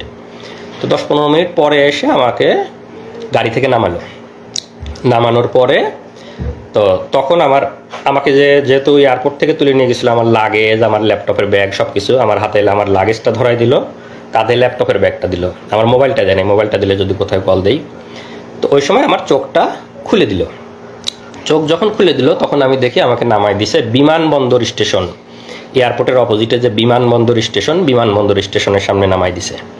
তো এটার কারণ হলো, যেহেতু আগের দিন সব জায়গায় নিউজ হয়ে গেছে যে কোরিয়াতে ফেরার পথে পিএইচডি গবেষক অপহরণ হয়েছে, আমার বাড়ি পাবনাতে, আমাকে বিমানবন্দরের সামনে থেকে পাওয়া যাচ্ছে না, বিমানবন্দরে যাওয়ার পথে পাওয়া যাচ্ছে না, এরকম নিউজ হয়েছে। এই জন্য ওরা আমাকে বিমানবন্দর স্টেশনের সামনে নামাই দিয়ে তখন আমাকে বলতেছে, যা তোর যেখানে খুশি যা। আচ্ছা, আরেকটা জিনিস, ওই নামানোর আগে গাড়ির মধ্যে আমার হাতে একটা দিয়ে, ওই শয়তানটা, ওর নামটা আরেকটু পরে বলবো, মানে চরমভাবে একটা চাপ দিচ্ছে, একটা কি যেন একটা ডিভাইস আমার সবগুলো আঙ্গুলের মধ্যে দিয়ে, মানে মনে হচ্ছে সবগুলো আঙ্গুল ভেঙে ফেলতেছে, যাতে আমি শক্ত করে কোনো কিছু ধরতেও না পারে আমার লাগেজটা কোনো মতো। তো চরমই আমি তো অনেক চিল্লাচাচামেচি করে গাড়ির মধ্যে আর কি। পরে নামাই দিয়ে লাগেজ ধরাই দিল, কাঁধে আমার ল্যাপটপের ব্যাগ, বলে যা যেখানে খুশি যা। পরে আমি তাকায় দেখলাম বিমানবন্দর স্টেশন। তা আমি তখনও ভাবতেছি, মানে আমার তখনও তো মৃত্যু আতঙ্ক, আমি ভাবতেছি যে আমি ছেড়ে দেবো, পিছন থেকে হয়তো গুলি করে মেরে ফেলবে। আর গাড়িতে যখন নিয়ে আসতেছিল তখন তো মনেই হচ্ছিল যে হয়তো আমাকে কোনো ব্রিজের উপরে নিয়ে যাবে, কোনো ফাঁকা জায়গায় নিয়ে যাবে, গিয়ে গুলি করে মেরে ফেলে দেবে নদীতে বা ব্রিজ থেকে ফেলে দিবে, মানে বাংলাদেশে যেভাবে লাশ ভাসে থাকে সেরকম আমি কল্পনা করতেছি, আল্লাহর কাছে দোয়া করতেছি। আর বিমানবন্দর স্টেশনে নামাই দেওয়ার পর আমি দেখতেছি বিমানবন্দর স্টেশন, কিন্তু আমার মনের মধ্যে মৃত্যু আতঙ্ক। আমার কাছে মনে হচ্ছে যে আমি হাঁটতে থাকবো, পিছন থেকে মনে হয় গুলি করে মেরে দিবে আর কি, ক্রস ফায়ার করে দিবে, এরকম মনে হচ্ছে। তা আমি আশেপাশে হাঁটতেছি আর ওরা আমাকে ঘিরে ধরে হাঁটতেছে। তো যারা ঘিরে ধরে হাঁটতে, যেহেতু আমার এই স্টেজে চোখ খোলা, আমি তো সবাইকে দেখতে পাচ্ছি। আর কয়েকদিন গার্ড দিছে, গার্ডদের অনেকের তো চেহারা আমি দেখছি। তো সেই গার্ডদের অনেকের র্যাবের ড্রেস পরা, অনেকের ড্রেস ছাড়া, তো সব রকমই আছে। তা আমি আস্তে আস্তে এয়ারপোর্ট স্টেশনের ভিতরে ঢুকে গেলাম। তখন একটু সকাল হয়েছে, এয়ারপোর্টের স্টেশনের কিছু লোকজন আসছে। তা আমার মধ্যে তো আমি দেখতেছি তারা আমার চারপাশে ঘিরে আছে। আবার আমার মনে হচ্ছে আমি যদি কোনোভাবে একটু ফ্যামিলিকে জানাইতে পারতাম। তো আমি ওখানে গিয়ে 1-2জনকে একটু রিকোয়েস্ট করলাম, ভাই একটু মোবাইলটা দেওয়া যাবে, আমি একটু বাড়িতে কল দেবো। তো ওরা হয়তো আমার পিছন থেকে সিগন্যাল দিচ্ছে, খবর দেওয়া যাবে না। তো লোকজন না করলো যে না দেওয়া যাবে না, হ্যাঁ মোবাইল দিতে পারবো না। তো 2জনকে আমি রিকোয়েস্ট করছি, ভাই প্লিজ আমাকে একটু মোবাইলটা দেন, আমি একটু আমার বাড়িতে কল দিব। মানে ওরা দেখতেছে, আমি ওদেরকে দেখতেছি, কিন্তু তারপর আমি রিকোয়েস্ট করতেছি। তো ওদের হয়তো সিগন্যাল পায়, সে আর দেয় নেই। তো আমি স্টেশনে আরেকটু হাঁটতেই যে আমাকে প্রথমে হাত ধরে তুলে নিয়ে গেছিলো, ওর নামটা আরেকটু পরে বলবো, যেহেতু এখনো পর্যন্ত আমি তো জানি না সে কে, তো যখন জানবো তখনই বলবো। যে আমাকে বিমানবন্দরে হাত ধরে তুলে নিয়ে গেছিলো, যে শুয়োরটা, সেই এসে আবার আমার হাত ধরে বলতেছে, এই আপনার নামে গোপন রিপোর্ট আছে, আপনারা সরকার বিরোধী লেখালেখি করেন, আপনারা সামনে নির্বাচনকে সামনে রেখে অপপরিকল্পনা করতেছেন।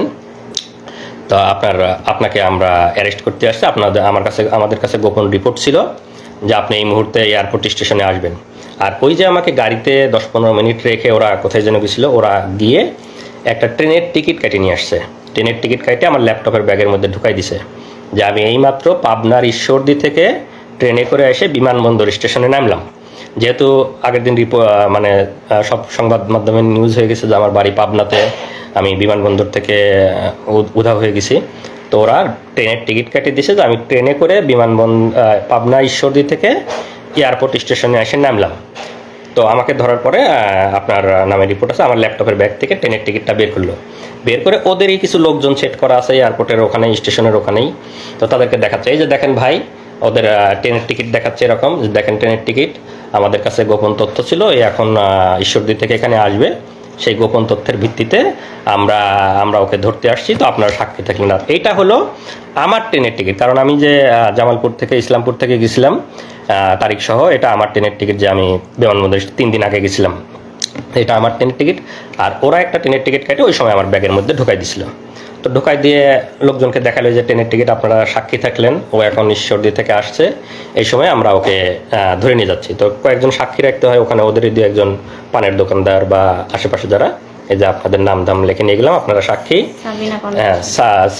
সাবিনা কনফেকশনারি, বিমানবন্দর স্টেশনে একটা সাবিনা এখনো আছে কিনা জানি না। তো ওইখান থেকে আমাকে ওদের 2-1 সাক্ষী লিখিত রাখলো। আর ওখানে লোকজন আবার ওদেরই লোকজন নাটক সাজাচ্ছে, ওরা দেখাচ্ছে যে ওই মোবাইল বের করে, এই যে দেখেন ভাই ফেসবুকে এরা বিভিন্ন সরকার বিরোধী লেখালেখি করে, যে ফেসবুকে আপনারা দেখেন এরা বিভিন্ন গুজব ছড়ায়, মানে সরকার বিরোধী অপপ্রচার করে, এরকম মানে লোকজনকে বলতেছে।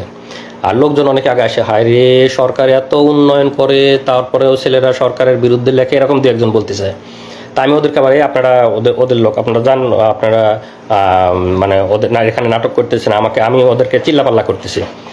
যখন আমাকে বলতেছে যে আপনার নামে রিপোর্ট আছে, আপনাকে আমরা ধরতে আসছি, আমি তখন চিল্লাপাল্লা করছে যে আমাকে মানে গ্রেপ্তার করতে আসছেন, মানে আমি তো 3 দিন আপনাদের ওখানে ঘুমছিলাম, এখানে আমাকে এনে নাটক করতেছেন, মানে আমি খুব চিল্লাপাল্লা করছি।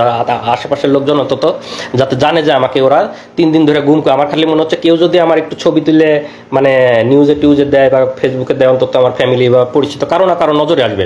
আমি খুব চিল্লাপাল্লা করছি, ভাই আমাকে গুম করে রাখছিল, এরা আমাকে গুম করে রাখছিল, আমাকে ক্রস ফায়ারে দিবে, ভাই আমাকে মারি ফেলবে, কেউ আমার একটু ছবি তোলেন, কেউ একটু ফেসবুকে দেন, আমি এরকম চিল্লাবো। ওরা আমার মুখ চাপে ধরার চেষ্টা করছে, চুপ চুপ চুপ, এরকম মানে 2-1 কিল ঘুষিয়ে দিছে আমাকে। তো ওরা ওদের মতো তাড়াতাড়ি সাক্ষী নিয়ে আমাকে আবার বিমানবন্দর স্টেশন থেকে টেনে বের করে নিয়ে আসতে। আমাকে যখন বের করে নিয়ে আসছে তখনও আমি চিল্লাপাল্লা করতেছি, ভাই কেউ আমার একটা ছবি তোলেন, ভাই কেউ আমার একটা ছবি তোলেন, আমাকে ওরা নিয়ে যাচ্ছে, আমাকে গুম করে রাখছিল, কেউ একটু আমার ছবি তুলে একটু দেন, এরকম আমি বলতেছি। কিন্তু কেউই তো সাহস করে আর মানে মোবাইল বের করে ছবি তুলতে পারতেছে না। তো ওরা নিয়ে এসে বিমানবন্দরের সামনে যে ওদের আবার গাড়ি দাঁড় করায়, আমাকে একটু আগেই তো ওদের গাড়িতে করে নিয়ে আসছে, আবার গাড়িতে করে নিয়ে আবার চোখ বেঁধে ওদের যে ক্যাম্প সেখানেই নিয়ে গেল। তো এই পর্যায়ে নিয়ে গেল, তখন তো সকাল হয়ে গেছে। তো ওখানে যাওয়ার পরে কিছুক্ষণ পরে আমাকে এই প্রথম অফিসারটা তার রুমে নিয়ে গেল, আমাকে ডাক দিয়ে নিয়ে গেল যে আমার সাথে এখন তো যেহেতু মানে হয়ে গেছে, ওখানে নিয়ে যাওয়ার পরে ওরা আবার আমি তো জানি না সংবাদ সম্মেলন, যেহেতু আমি ঘুমে ওদের ওখানে আছি, ওরা জানে, ওরা বলবে যে এই সময় আপনারা জানেন সবাই যে সংবাদ সম্মেলন করলো। ওরা সংবাদ সম্মেলন দেখে, সব সাংবাদিক দেখে, সব ওদের, যেহেতু তখন তো দালাল মিডিয়া ছিল, এখন ইনশাল্লাহ মিডিয়া সত্য কথা বলবেন, আপনারা সত্য কথা লিখবেন। তো মিডিয়াতে প্রচার করলো যে সেই কথিত পিএইচডি গবেষক, সে আসলে কোরিয়াতে কোনো পিএইচডি করতো না, তারা সরকার বিরোধী অপপ্রচার করতো, সরকার বিরোধী লেখালেখি করতো, সে গোপনে আজকে কোরিয়াতে পালাই যেতে লাগছিল, আমরা গোপন তথ্যের ভিত্তিতে বিমানবন্দর স্টেশন থেকে তাকে গ্রেপ্তার করে নিয়ে আসছি। তো এরকম সরকার মানে তাদের মতো করে সাজায় তারা সংবাদ সম্মেলন করে বিভিন্ন মিডিয়াতে দিয়ে দেওয়ার পরে ওখানে আমি তো এগুলো জানি, যেহেতু আমাকে ওখানে রাখছে। তারপরে আমাকে অফিসারটা তার রুমে ডাকলো চোখ খোলা অবস্থায়, এই প্রথম। তো তখন যখন আমাকে ডাকছে তখন আমি প্রথমবারের মতো তার মানে রুমে ঢোকার আগে তার নেম প্লেটটা একবার দেখে গেছি যে কে। পরে তো ভিতরে ঢুকে তার সাথে আমার নাম ধাম ইয়েটাগুলো, যে তোমার নামে এখন মামলা দেওয়া হবে, আমরা তোমার নামে ডিজিটাল নিরাপত্তার মামলা দিয়ে তোমাকে ইয়ে করে দিবে, এরকম বলতেছে আর কি। তো যেহেতু নেম প্লেটটা দেখে গেছে, এই সময় আমি বলতেছি যে এই শুয়োরটা হলো আমাকে গুম করা থেকে শুরু করে সব কিছু নিজে হাতে করছে, এবং আমরা বসিলা মোহাম্মদপুর ক্যাম্পে যে 5 জন ছিলাম, 5 জনকে সে নিজে হাতে গুম করছে। এবং পরবর্তীতে আমি জেলে ছিলাম, জেলে থাকা অবস্থায় অনেকের সাথে কথা হয়েছে, তাদেরকেও সে গুম করছে। তা আমি তার ছবিটা আমার কমেন্টে দিয়ে দিব আপনাদের ইয়েতে, তার বিস্তারিত। তার নাম হলো মহিউদ্দিন ফারুকি। 2018 সালে র‍্যাব 2 বসিলা মোহাম্মদপুরে সে ছিল কোম্পানি কমান্ডার। পরবর্তীতে সে ওখান থেকে চলে যায় হলো পুলিশ সদর দপ্তরের সাপ্লাই শাখার এআইজি ছিল। এতটুকু পর্যন্ত তার ইনফরমেশন আমি জানি। এটা হলো মহিউদ্দিন ফারুকির ছবি। আমরা জাস্ট ছবিটা আপনাদেরকে দেখাচ্ছি, আমি পরবর্তীতে আমার কমেন্টে দিয়ে দেবো বিস্তারিত। এইটা হলো সেই মহিউদ্দিন ফারুকি। এই শোর আমাকে গুম করছে, এবং আমার সাথে যারা 5 জন ছিল তাদেরকে নিজ হাতে গুম করছে। মহিউদ্দিন ফারুকি 2018 সালে র‍্যাব 2 এর কোম্পানি কমান্ডার, পরবর্তীতে পুলিশ সদর দপ্তরের সাপ্লাই শাখার এআইজি ছিল।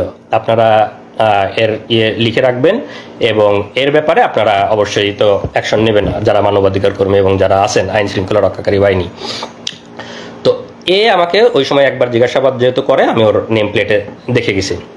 তো পরবর্তীতে ওখান থেকে আমাকে ওখানেই রেখে দেয়, এদিকে সংবাদ সম্মেলন ইয়ে করে আর কি। আর এর ব্যাপারে আরেকটু বলে রাখি, মহিউদ্দিন ফারুকি এরা তো হলো যে আমাদের নামে বিভিন্ন রকম অপবাদ দিয়ে আমাদেরকে মানে কালার করার বা আমাদেরকে অপমানিত করার চেষ্টা করেছে। এই মহিউদ্দিন ফারুকি আপনারা নাম দিয়ে সার্চ দেবেন, মহিউদ্দিন ফারুকি নাম দিলেই দেখবেন এর নামে বিভিন্ন রিপোর্ট আইছে। পুলিশ সদর দপ্তরের সাপ্লাই শাখার এআইজি থাকা অবস্থায় নারী কেলেঙ্কারিতে এক মহিলাকে, সে অবিবাহিত মানে বিবাহ বহির্ভূত মহিলাকে নিয়ে এসে সে নিয়মিত তার সাথে শারীরিক সম্পর্ক করত তার অফিসেই, এবং সেই মহিলা এক পর্যায়ে প্রেগনেন্ট হওয়ার পরে সে মহিলাকে কোনোভাবে জোর করে ওষুধ খাওয়ায় অ্যাবর্শন করানোর পরে পরবর্তীতে আবার সে শারীরিক সম্পর্ক করতে থাকে, মহিলাটা আবার প্রেগনেন্ট হয়। পরবর্তীতে যখন সে আবার জোর করে অ্যাবর্শন করাতে যায়, তখন মহিলাটাও কোনোভাবে, উনি হয়তো আমার এই লাইভ যদি কোনোভাবে শুনে থাকে, মহিলাটাও কোনোভাবে হয়তো কোনো পাওয়ারফুল কারো মানে পরিচিত, সে তখন সেটা মানে মামলা করে তার নামে, এবং সংবাদ সম্মেলন এটা করে। এই মানে শোরের নামে আপনারা সার্চ দিলেই পাবেন মহিউদ্দিন ফারুকি ভ্রূণ হত্যা মামলা, তার নামে 2টা না 3টা মামলা হয়েছে, এবং সে তখন সাময়িক বরখাস্ত। র‍্যাব সদর দপ্তর মানে পুলিশ সদর দপ্তর সাপ্লাই শাখার এআইজি থাকা অবস্থায় তখন থেকেই সে সাময়িক বরখাস্ত। এগুলো হলো এদের চরিত্র। এরা হলো এরকম মানে বিবাহ বহির্ভূত এরকম মানে ব্যভিচার এগুলা নিয়ে থাকে, এবং তারা আমাদের নামে বিভিন্ন রকম অপবাদ দেওয়ার চেষ্টা করে, এবং তখন থেকেই মানে সাময়িক বরখাস্ত অবস্থায় আছে। এগুলো হলো এদের বাস্তব চরিত্র। তো ওখান থেকে তারপরে আমাকে যখন ওখানে রাখে, সংবাদ সম্মেলন করার পরে আমাকে নিয়ে পেপার পত্রিকায় ওদের মতো করে ভুয়া রিপোর্ট দেয়।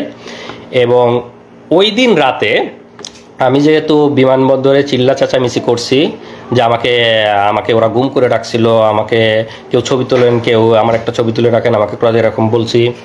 তো তখন ওই দিন রাতে ওরা এইটা বুঝতে পারছে যে আমি লোকজনকে বলে দেওয়ার চেষ্টা করছি, ওদেরকে ধরা খাওয়ানোর চেষ্টা করছি। তো ওই দিন রাতে আমাকে ভয়ানক টর্চার করছে, শারীরিক টর্চার, যে তুই খুব চালাক না, তুই আমাদেরকে ধরাই দেওয়ার চেষ্টা করছিস যাতে আমরা ধরা পড়ে যাই, আমরা তোকে গুম করছি, এরকম চিল্লা চেঁচামেচি মানে অনেক অকথ্য ভাষায় গালিগালাজ করছে, এবং ওই দিন রাতে আমাকে টর্চার করছে। তো টর্চারটা এরকম, রাতের বেলা আমি বলি আসলে, ওই দিন রাতে আমাকে চোখ বেঁধে ওদের আবার রুমে নিয়ে যায়, মানে দিনে চোখ খোলা ছিল, রাতের বেলা চোখ বাঁধা অবস্থায় আবার রুমে নিয়ে যায়। রুমে নিয়ে গিয়ে আমার এভাবে 2 হাতটা এরকম বাঁধে, এখানে হাত বাঁধে, আমার 2 পা বাঁধে, 2 পা এবং 2 হাত বাঁধে। আমার এই হাতের মধ্যে দিয়ে এই দিক দিয়ে একটা বাঁশ মতো ঢুকাই দেয়, আমি তো চোখ বাঁধা দেখতে পাচ্ছি না, বাঁশ মতো এরকম আড়াআড়ি ঢুকাই দেয়, এবং আমার পায়ের উপরে এখানেও আড়াআড়ি একটা বাঁশ মতো রেখে দেয়। তো 2টা বাঁশ, আমার দুই পায়ের উপর আড়াআড়ি একটা, আমার হাতের উপর আড়াআড়ি একটা। আর এই 2 বাঁশের উপরে মানে এই বাঁশের উপরে 2-4 জন, ওই বাঁশের উপরে 2-4 জন এরকম দাঁড়ায় মানে রুটি বলার মতো, যেরকম মানে আমরা যেরকম বেলন দিয়ে রুটি বলি এইরকম একদম চাপ দিয়ে এরকম বলতেছে। আমি তো চিল্লাই, মানে চিল্লাই করছি। যখন চিল্লাচ্ছি তখন আমার মুখের মধ্যে গামছা গুঁজে দিছে, যাতে মানে চিৎকার বাইরে না যায়। আমার মুখের মধ্যে চিল্লাচ্ছি। পরে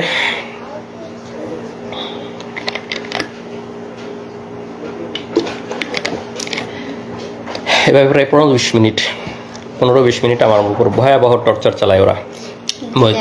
মহিউদ্দিন এই সেই গেঞ্জি বলতে ভুলে গেছি, এই সেই গেঞ্জি যে গেঞ্জি পরা অবস্থায় আমাকে তুলে নিয়ে গেছিল, এই গেঞ্জি পরা অবস্থায় ছিলাম। এই গেঞ্জি পরা অবস্থায় আমাকে ওই টর্চার করে, রক্ত এবং ময়লা মিশ্রিত সেই গেঞ্জি। আমরা 5 বছর সেই গেঞ্জিটা যত্ন করে তুলে রাখছিলাম আজকের দিনের জন্য, যে আজকের এই দিনে আমরা এই গেঞ্জিটা পরে আপনাদের সামনে বলবো। এই সেই গেঞ্জি পরা অবস্থায় আমাকে টর্চার করে, ভয়ানক টর্চার, রক্ত এবং ময়লা এখনো আছে। টর্চার করার পরে পরের দিন সকালে আমাকে থানায় পাঠাবে। আমার নামে এর আগে কোনো মামলা নাই, কোনো রিপোর্ট নাই, কোনো মামলা নাই। এখন তো আমাকে থানায় দিতে গেলে একটা মিথ্যা মামলা দিতে হবে। তখন পরের দিন সকালে ওরা একটা ভুয়া ডিজিটাল নিরাপত্তা, আপনারা জানেন যে ডিজিটাল নিরাপত্তা আইনের অবস্থা, আমরা সবাই এই আইনের যে মানে কালো দিক, সেদিকের মানে শিকার মানবাধিকার কর্মীরা, সাংবাদিকরা, আমরা যারা বাক স্বাধীনতায় বিশেষ করে আমরা সবাই শিকার। তা আমার নামে ভুয়া ডিজিটাল নিরাপত্তা আইনে একটা মামলা দেয়। মামলা দিয়ে সকালে আমাকে থানায় পাঠাবে। থানায় পাঠানোর আগে আমার তো এই ড্রেসটার অবস্থা খুবই খারাপ, রক্ত ময়লা সব কিছু ভর্তি। তো এইটা করে যখন আমি থানায় যাব, থানা থেকে যখন কোর্টে উঠবো, তখন তো সবাই দেখবে আমার অবস্থা। তখন ওরা করে কি, আমার যেহেতু লাগেজ ওদের কাছেই, আমাকে এয়ারপোর্ট থেকে তুলে নিয়ে গেছে, লাগেজ তো ওদের কাছেই, লাগেজে আমার জামা কাপড় আছে, লাগেজ থেকে অন্য একটা গেঞ্জি নিয়ে আসলো। অন্য একটা গেঞ্জি নিয়ে এসে আমাকে বললো যে এটা চেঞ্জ কর। এটা খুলে আমাকে ফ্রেশ যে একটা গেঞ্জি, সেই একটা গেঞ্জি পরতে দিল, এই গেঞ্জিটা পর। তো আমার মানে হাত পায়ের আমার ওঠার মতো অবস্থা নাই, কোনো মতে ওরাই পরাই দিল। আমি কোনো মতো করে পরে গেঞ্জিটা চেঞ্জ করে এই গেঞ্জিটা আমার লাগেজে, মানে ভাগ্যে সেই গেঞ্জিটা ওরা আমার লাগেজে দিয়ে রাখছিল, ওই এটাই করে লাগেজেই ফেলে দিয়ে রাখছে। পরবর্তীতে তো আমি জেল থেকে বের হওয়ার পরে যখন লাগেজ নিয়েছি, তখন আসলে এই গেঞ্জিটা আবার পাইছি। আমাকে ফ্রেশ একটা গেঞ্জি পরায়ে আমাকে থানায় পাঠায় দেয়। থানায় পাঠায় দিয়ে সেখানে যেটা বললাম যে আমার নামে মিথ্যা ডিজিটাল নিরাপত্তা আইনে মিথ্যা মামলা দেয়। মামলা দেওয়ার পরে আমি তো থানায় এসে, দিকে তো আমার পরিবার খোঁজাখুঁজি করতেছে, যে সংবাদ সম্মেলন ওরা জানছে, মানে দেখতে পাইছে যে আমাকে মানে গ্রেপ্তার দেখাইছে, কিন্তু এখনও ওদের সাথে আমার দেখা হয় নাই। আমি তো বুঝতে পারতেছি না যে আমাকে গ্রেপ্তার মানে পেপার পত্রিকায় মিডিয়া, কারণ আমি তো আমার জগতে। তো এই পর্যায়ে ওরাও খোঁজাখুঁজি করতেছে। তো এখন ও একটু সংক্ষেপে বলুক যে ওদের থানায় আসার পরের অভিজ্ঞতা। তার আমার কথা শেষ হয়েছিল যে আমার থেকে টাকা নিল, টাকা নেওয়ার পর তারা কনফার্ম করলো যে টাকা পেয়েছি, একটু পরে ছেড়ে দিব। তো আমরা ওয়েট করছি, আর কোনো খবর নাই। এরপরে যখন অনেক বেশি ভাইরাল হলো, তারপর হচ্ছে মানে আমার কাছে ওই যে আমার হাজবেন্ড বললো না যে যারা গার্ড দিচ্ছিল তাদেরকে অনেক রিকোয়েস্ট করছে, তো সেখানকার একজন আমাকে কল দিয়ে বলছে যে আমি আপনার হাজবেন্ডের ব্যাপারে জানি, উনি ভালো আছে, উনি মারা যায় নাই, উনি ঠিক আছে, আপনারা চিন্তা করিয়েন না। তো আপনারা যে এত একদম মানে ভাইরাল করে ফেলতেছেন, ম্যাসাকার করতেছেন, এই সেই করতেছেন, এগুলা কইরেন না, যত করবেন তত ক্ষতি হবে, এরকম করে আমাকে বলছে। তো তারপর আমি বললাম আমাকে তো কিডন্যাপের কথা বলে টাকা নিছে, তো এগুলা কারা তাহলে? পরে বলে তাই নাকি, টাকা নিচ্ছে, আপনারা টাকা দিছেন কেন? তারপরে আমি বললাম আমি তো জানি না, আমাকে বলছে কিডন্যাপ করছি, টাকা দেন, টাকা দিছি, কিন্তু তাকে আর ফিরিয়েও দেয় নাই এবং ফোন নাম্বারও বন্ধ। তখন সেই পুলিশ অফিসার বলছে না, কিডন্যাপ করা হয় নাই, সে ডিবির হেফাজতে আছে এবং তাকে সম্ভবত অ্যারেস্ট দেখানো হতে পারে 2-1 দিন পরে। আপনারা যারা লাইভটা দেখতেছেন একটু শেয়ার করেন, যাতে বাকি সবাই আসলে যে ফ্যাসিবাদ এবং গুম এরা যে কতটা ভয়াবহ সবাই যেন জানতে পারে। হাসিনার ফ্যাসিবাদের শাসন এবং হাসিনার গুম নিয়ে সবাই যেন জানতে পারে। আপনারা সবাই লাইভটা একটু শেয়ার করে দিন, যাতে সবার কাছে এই ইনফরমেশনগুলো পৌঁছায় যায়।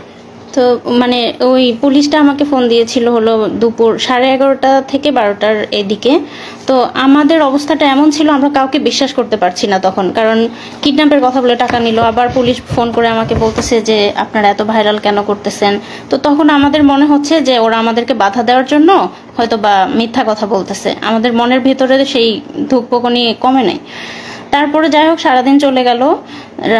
বিকাল 3টা মানে 2:45 থেকে 3টা এর মধ্যে হচ্ছে আমার ভাসুর, আমার যারা যারা ঢাকায় ছিল, আমার ভাসুর আমাকে ফোন দিয়ে বলল যে সংবাদ সম্মেলন করে ওটা তো মনিকে অ্যারেস্ট দেখাইছে। তো ইয়েতে কি রেলওয়ে থানায় অ্যারেস্ট দেখাইছে।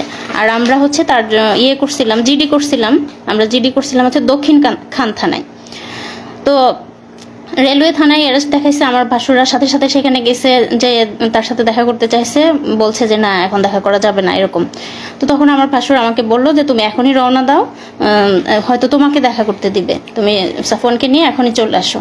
তখন আমি আমার ট্রেন ছিল আমার ইসলামপুরে জামালপুরে, তখন ট্রেন ছিল 3:30, আমি সেই ট্রেনে তখনই রওনা দিই আমার বাচ্চাটাকে নিয়ে।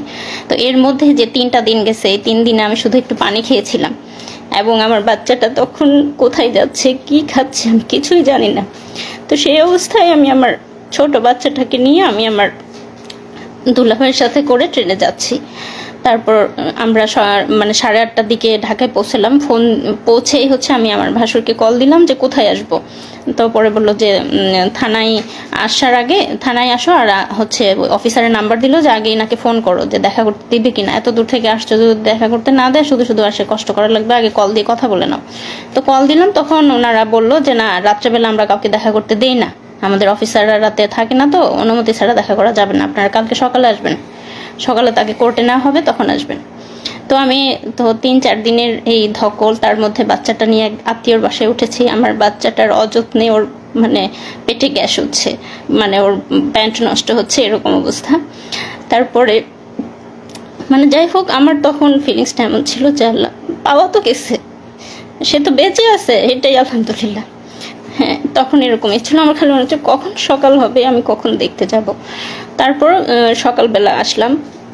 তো আসার পরে হচ্ছে 10:30টার দিকে আমি রেলওয়ে থানার সামনে আমার ছোট বাচ্চাকে নিয়ে, আমার ভাসুররা ছিল কোর্টে, মানে আমাদের কথা ছিল এমন যে যদি কোর্টে নিয়ে যায় যেন ওনারা দেখতে পায়, আবার থানায় থাকলে যেন আমি মানে যে কেউ একজন যেন দেখতে পারি, যে কেউ।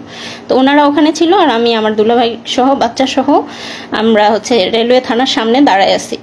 আমরা হচ্ছে বারবার জিজ্ঞেস করতেছি, আমাকে তো কিছু বলতেছে না যে আছে কি না আসলে, বা এই সে কিছুই বলতেছে না। তো তখন আমার শ্বশুরবাড়ি যেহেতু পাবনা, আমার শাহজাদপুর পাবনার কাছাকাছি এক এলাকার একটা পুলিশ ছিল, উনি আমাকে বলল যে আপনারা অপেক্ষা করেন, আছে উনি এখানে, কিছুক্ষণ পর বের করা হবে। তো সকাল 10:30 থেকে 12:30 পর্যন্ত রোদের মধ্যে দাঁড়াই ছিলাম। আমাদেরকে থানায় ঢুকতে দেয় নাই, ওখানে কোনো বসার জায়গা ছিল না, এবং ওখানে যেহেতু স্টেশন, চাইলে আমরা যেয়ে বসতে পারতাম। আমাদের কাছে মনে হয়েছে যে 1 মিনিটও এখান থেকে নড়বো না, যদি এর মধ্যে নিয়ে যায়, আমরা কোথাও গেলাম তখন যদি নিয়ে যায়। আমার বাচ্চা তখন হচ্ছে মানে 2-2.5 বছর বয়স, মানে ওর খাওয়া ঘুম সবকিছু উল্টাপাল্টা হয়ে যাচ্ছে। তো যাই হোক তারপরে তাকে 12:30টার দিকে হচ্ছে বের করলো।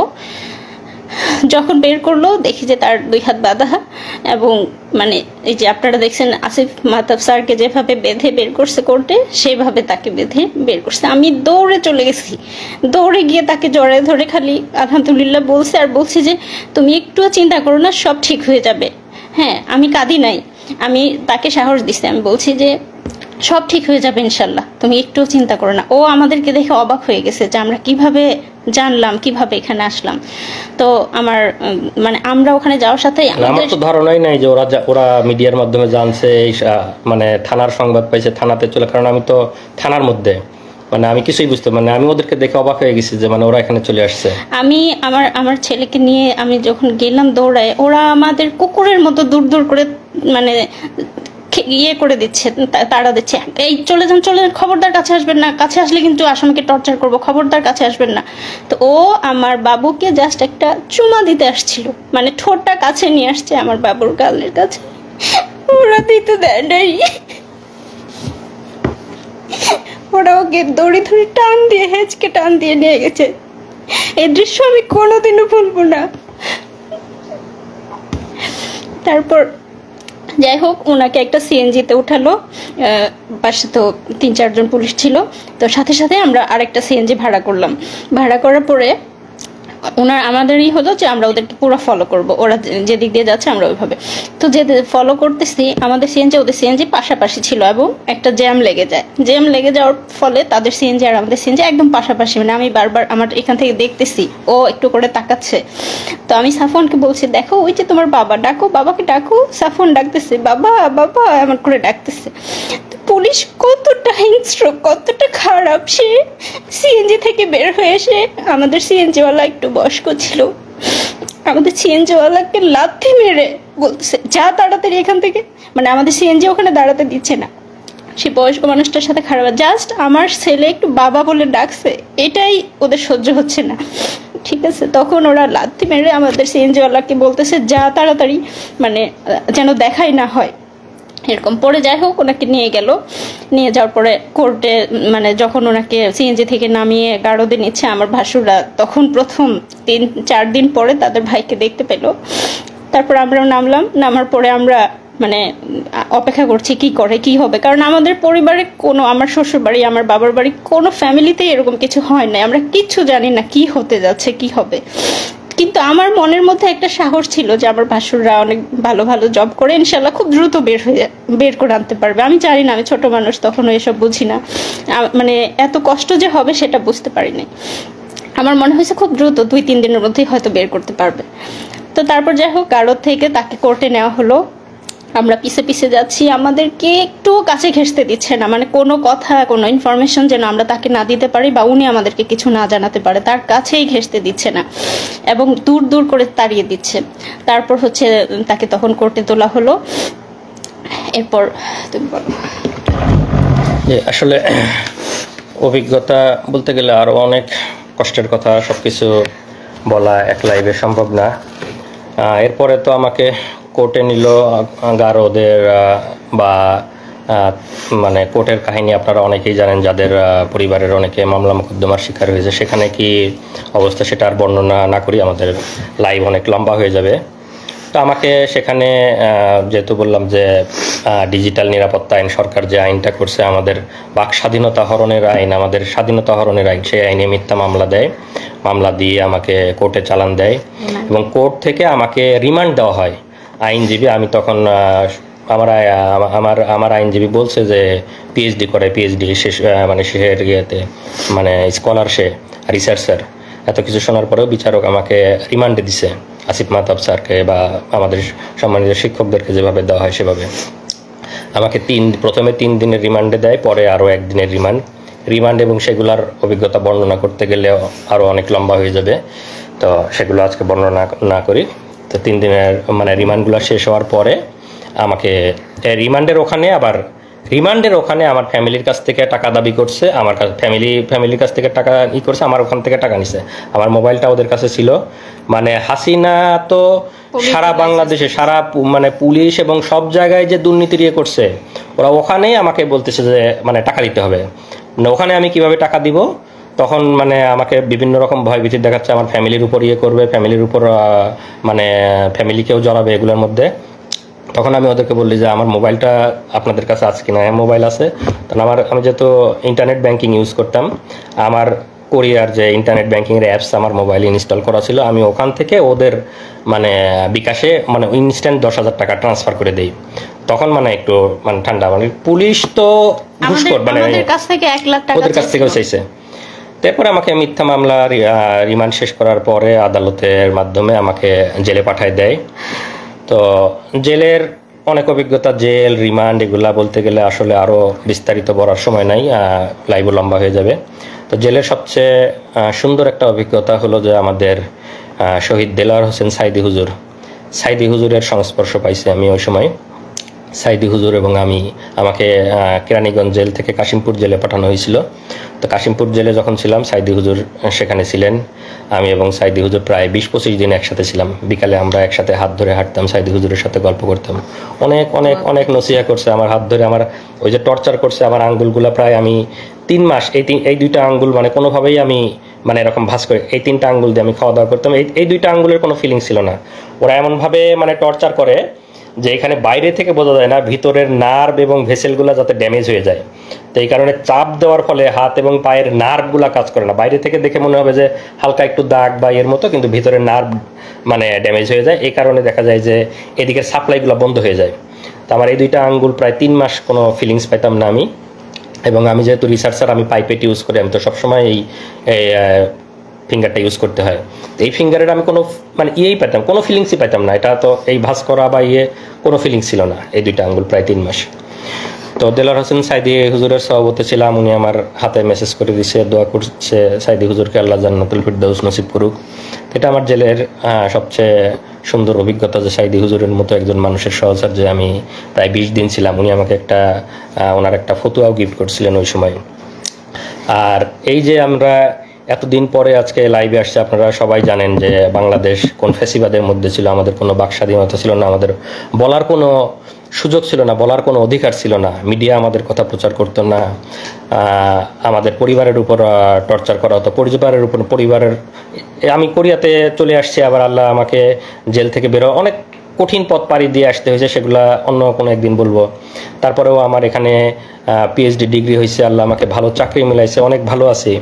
কিন্তু তারপরেও তো মানে দেশের প্রতি টান আছেই। আর এতদিন যে আমরা বলতে পারি নাই, কিন্তু এর মাঝে তো আমরা চুপ ছিলাম না। আমরা যারা বলতে চাই তারা তো আমরা বিভিন্নভাবে বলার চেষ্টা করি। আমি আল জাজিরাতে, বিবিসিতে, আমাদের শ্রদ্ধেয় সামি ভাই, তাসনিম খলিল ভাই, ওনাদের সাথে কথা বলছি, ওনাদের কাছে বলছি, বিবিসিতে বলছি, আল জাজিরাতে বলছি, সব জায়গায় হাসিনার ফ্যাসিবাদ, হাসিনার গুম, এগুলো আমরা অলরেডি ইন্টারন্যাশনাল মিডিয়াতে দিয়ে রাখছিলাম। এবং আজকের যে এই যে সরকারের পতন, এগুলো আসলে তো সব কিছুরই সম্মিলিত একটাই, মানে বাইরে থেকে মানে র্যাবের যে স্যাংশন বা র্যাবের এগুলো সব কিছুই আসলে সম্মিলিত মানে রিপোর্ট বা এগুলোর মাধ্যমে হয়েছে। এবং আমি যেহেতু পিএইচডি রিসার্চার ছিলাম, আমি তো স্বাভাবিকভাবেই মোটামুটি তাদের সাথে ইংরেজিতে কথা বলতে পারবো। তো আমি তাদেরকে সব কিছু বিস্তারিত বলছি, বিবিসি, আল জাজিরা এবং মানবাধিকার সংগঠনগুলোকে। তো আসলে শেষ কথা এটাই যে আমরা যারা প্রবাসে আছি সবাই দেশকে ভালোবাসে, স্বাভাবিকভাবে আমিও ভালোবাসি, দেশকে অনেক ভালোবাসি। দেশকে ভালোবাসি জন্যই পিএইচডি শেষ করে ইচ্ছা ছিল দেশে ফিরে যাব, দেশে থাকব, দেশের জন্য কাজ করব, সেই আশা আকাঙ্ক্ষা নিয়েই গেছি। এবং নিজের যোগ্যতা বলে ইচ্ছা ছিল ইউনিভার্সিটিতে জয়েন করব, ইউনিভার্সিটিতে জয়েন করার চেষ্টা করেছি, কিন্তু আমাদের যেহেতু মেধাকে মূল্যায়ন করা হয় না, স্বাভাবিকভাবেই আমাকেও মূল্যায়ন করা হয় নাই। আমাকে দেশের জন্য কাজ করতে গিয়ে আমাকে আসামি হয়ে দেশ থেকে ফিরে আসতে হয়েছে। তো আমরা সেই কষ্ট নিয়েই এখনও আছি। শত কষ্টের পরেও আমরা আজকে আলহামদুলিল্লাহ বলি যে আমাদের শত জুলুম নির্যাতনের পরে আল্লাহ আমাদেরকে মুক্তি দিয়েছে, ফ্যাসিবাদ থেকে মুক্তি দিয়েছে, জালিমের শাসন থেকে মুক্তি দিয়েছে। এবং আজকে আমান আজমি, আরমান ভাইরা ফিরে আসছে আয়নাঘর থেকে, এটা দেখে আমরা কান্না করতেছি, আমি আমার স্ত্রী আমরা কান্না করতেছি যে আমরা 3 দিন ঘুমিয়ে আমাদের কি অবস্থা ছিল, মনের অবস্থা। এই ভাইরা 8-10 বছর ধরে গুম, তাদের মনের অবস্থা কি? আপনারা হয়তো তাদের কথাও শুনবেন, তারা আস্তে আস্তে হয়তো আসবে। তাদের মানসিক অবস্থার কি অবস্থা আমি জানি না, 3 দিনেই তো আমার মানসিক অবস্থা বর্ণনা করলাম। এবং এই অবস্থায় সবসময় দেশে যাওয়ার জন্য উদ্যম, যেহেতু মিথ্যা মামলা দিয়ে রেখেছে এবং দেশের জন্য কাজ করতে গিয়ে দেশ থেকে আসামি হয়ে ফিরে আসছি। দেশে যাওয়ার খুব বেশি সুযোগ ছিল না। এর মাঝে আমার আম্মা ক্যান্সারে আক্রান্ত হয়ে মারা যায়। আমি আম্মাকে শেষবার দেখতে পারি, আম্মা মারা যাবে, আম্মা ডাক্তার বলছে যে এত মেয়াদ আছে, এত মাস ম্যাক্সিমাম হয়তো টাইম পাইতে পারে। আম্মার ডায়াগনোসিস হয়েছিল লেট স্টেজে। সব কিছু জানার পরেও আমরা আম্মার জন্য যাইতে পারি। শেষ মুহূর্তে না পেরে আম্মার যখন অবস্থা বেশি খারাপ, আমি টিকিট কাটছিলাম, আমি, আমার স্ত্রী, সন্তান, আমরা 4 জন সবাই টিকিট কাটছি যে যত যাই হোক আমাকে গ্রেপ্তার করলেও আমি যাব, আম্মাকে আমার দেখতেই হবে। আম্মা সেই শেষ সময় আমি টিকিট কেটে যাওয়ার চেষ্টা, তখন করোনার পিক সময়, টিকিট অনেক এক্সপেন্সিভ, টিকিট পাওয়া যায় না, ফ্লাইট নাই।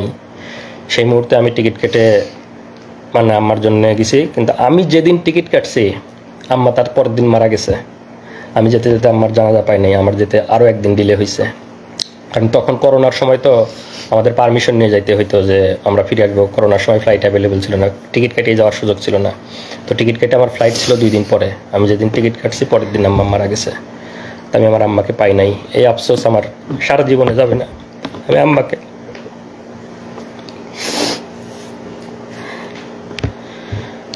আপনারা আমাদের জন্য দোয়া করবেন। যারা যারা হাসিনার জালিম হাসিনার ফ্যাসিবাদের কবলে আছেন সবার জন্য আমাদের দোয়া থাকবে, এবং যারা যারা আজকে আয়নাঘর থেকে ফিরে আসতেছেন তাদের জন্য দোয়া থাকবে। এবং আমরা আবার ফিরে আসতে চাই, শত নির্যাতনের পরেও আমরা চাই আমরা দেশে ফিরে আসব, দেশের জন্য কাজ করব, নতুন দেশ গঠনে আমরা সবাই একসাথে ঐক্যবদ্ধভাবে কাজ করব, এবং আমাদের নতুন বাংলাদেশ হবে সুজলা সুফলা, এবং যেখানে কোনো দুর্নীতি থাকবে না, যেখানে কোনো ফ্যাসিবাদ থাকবে না।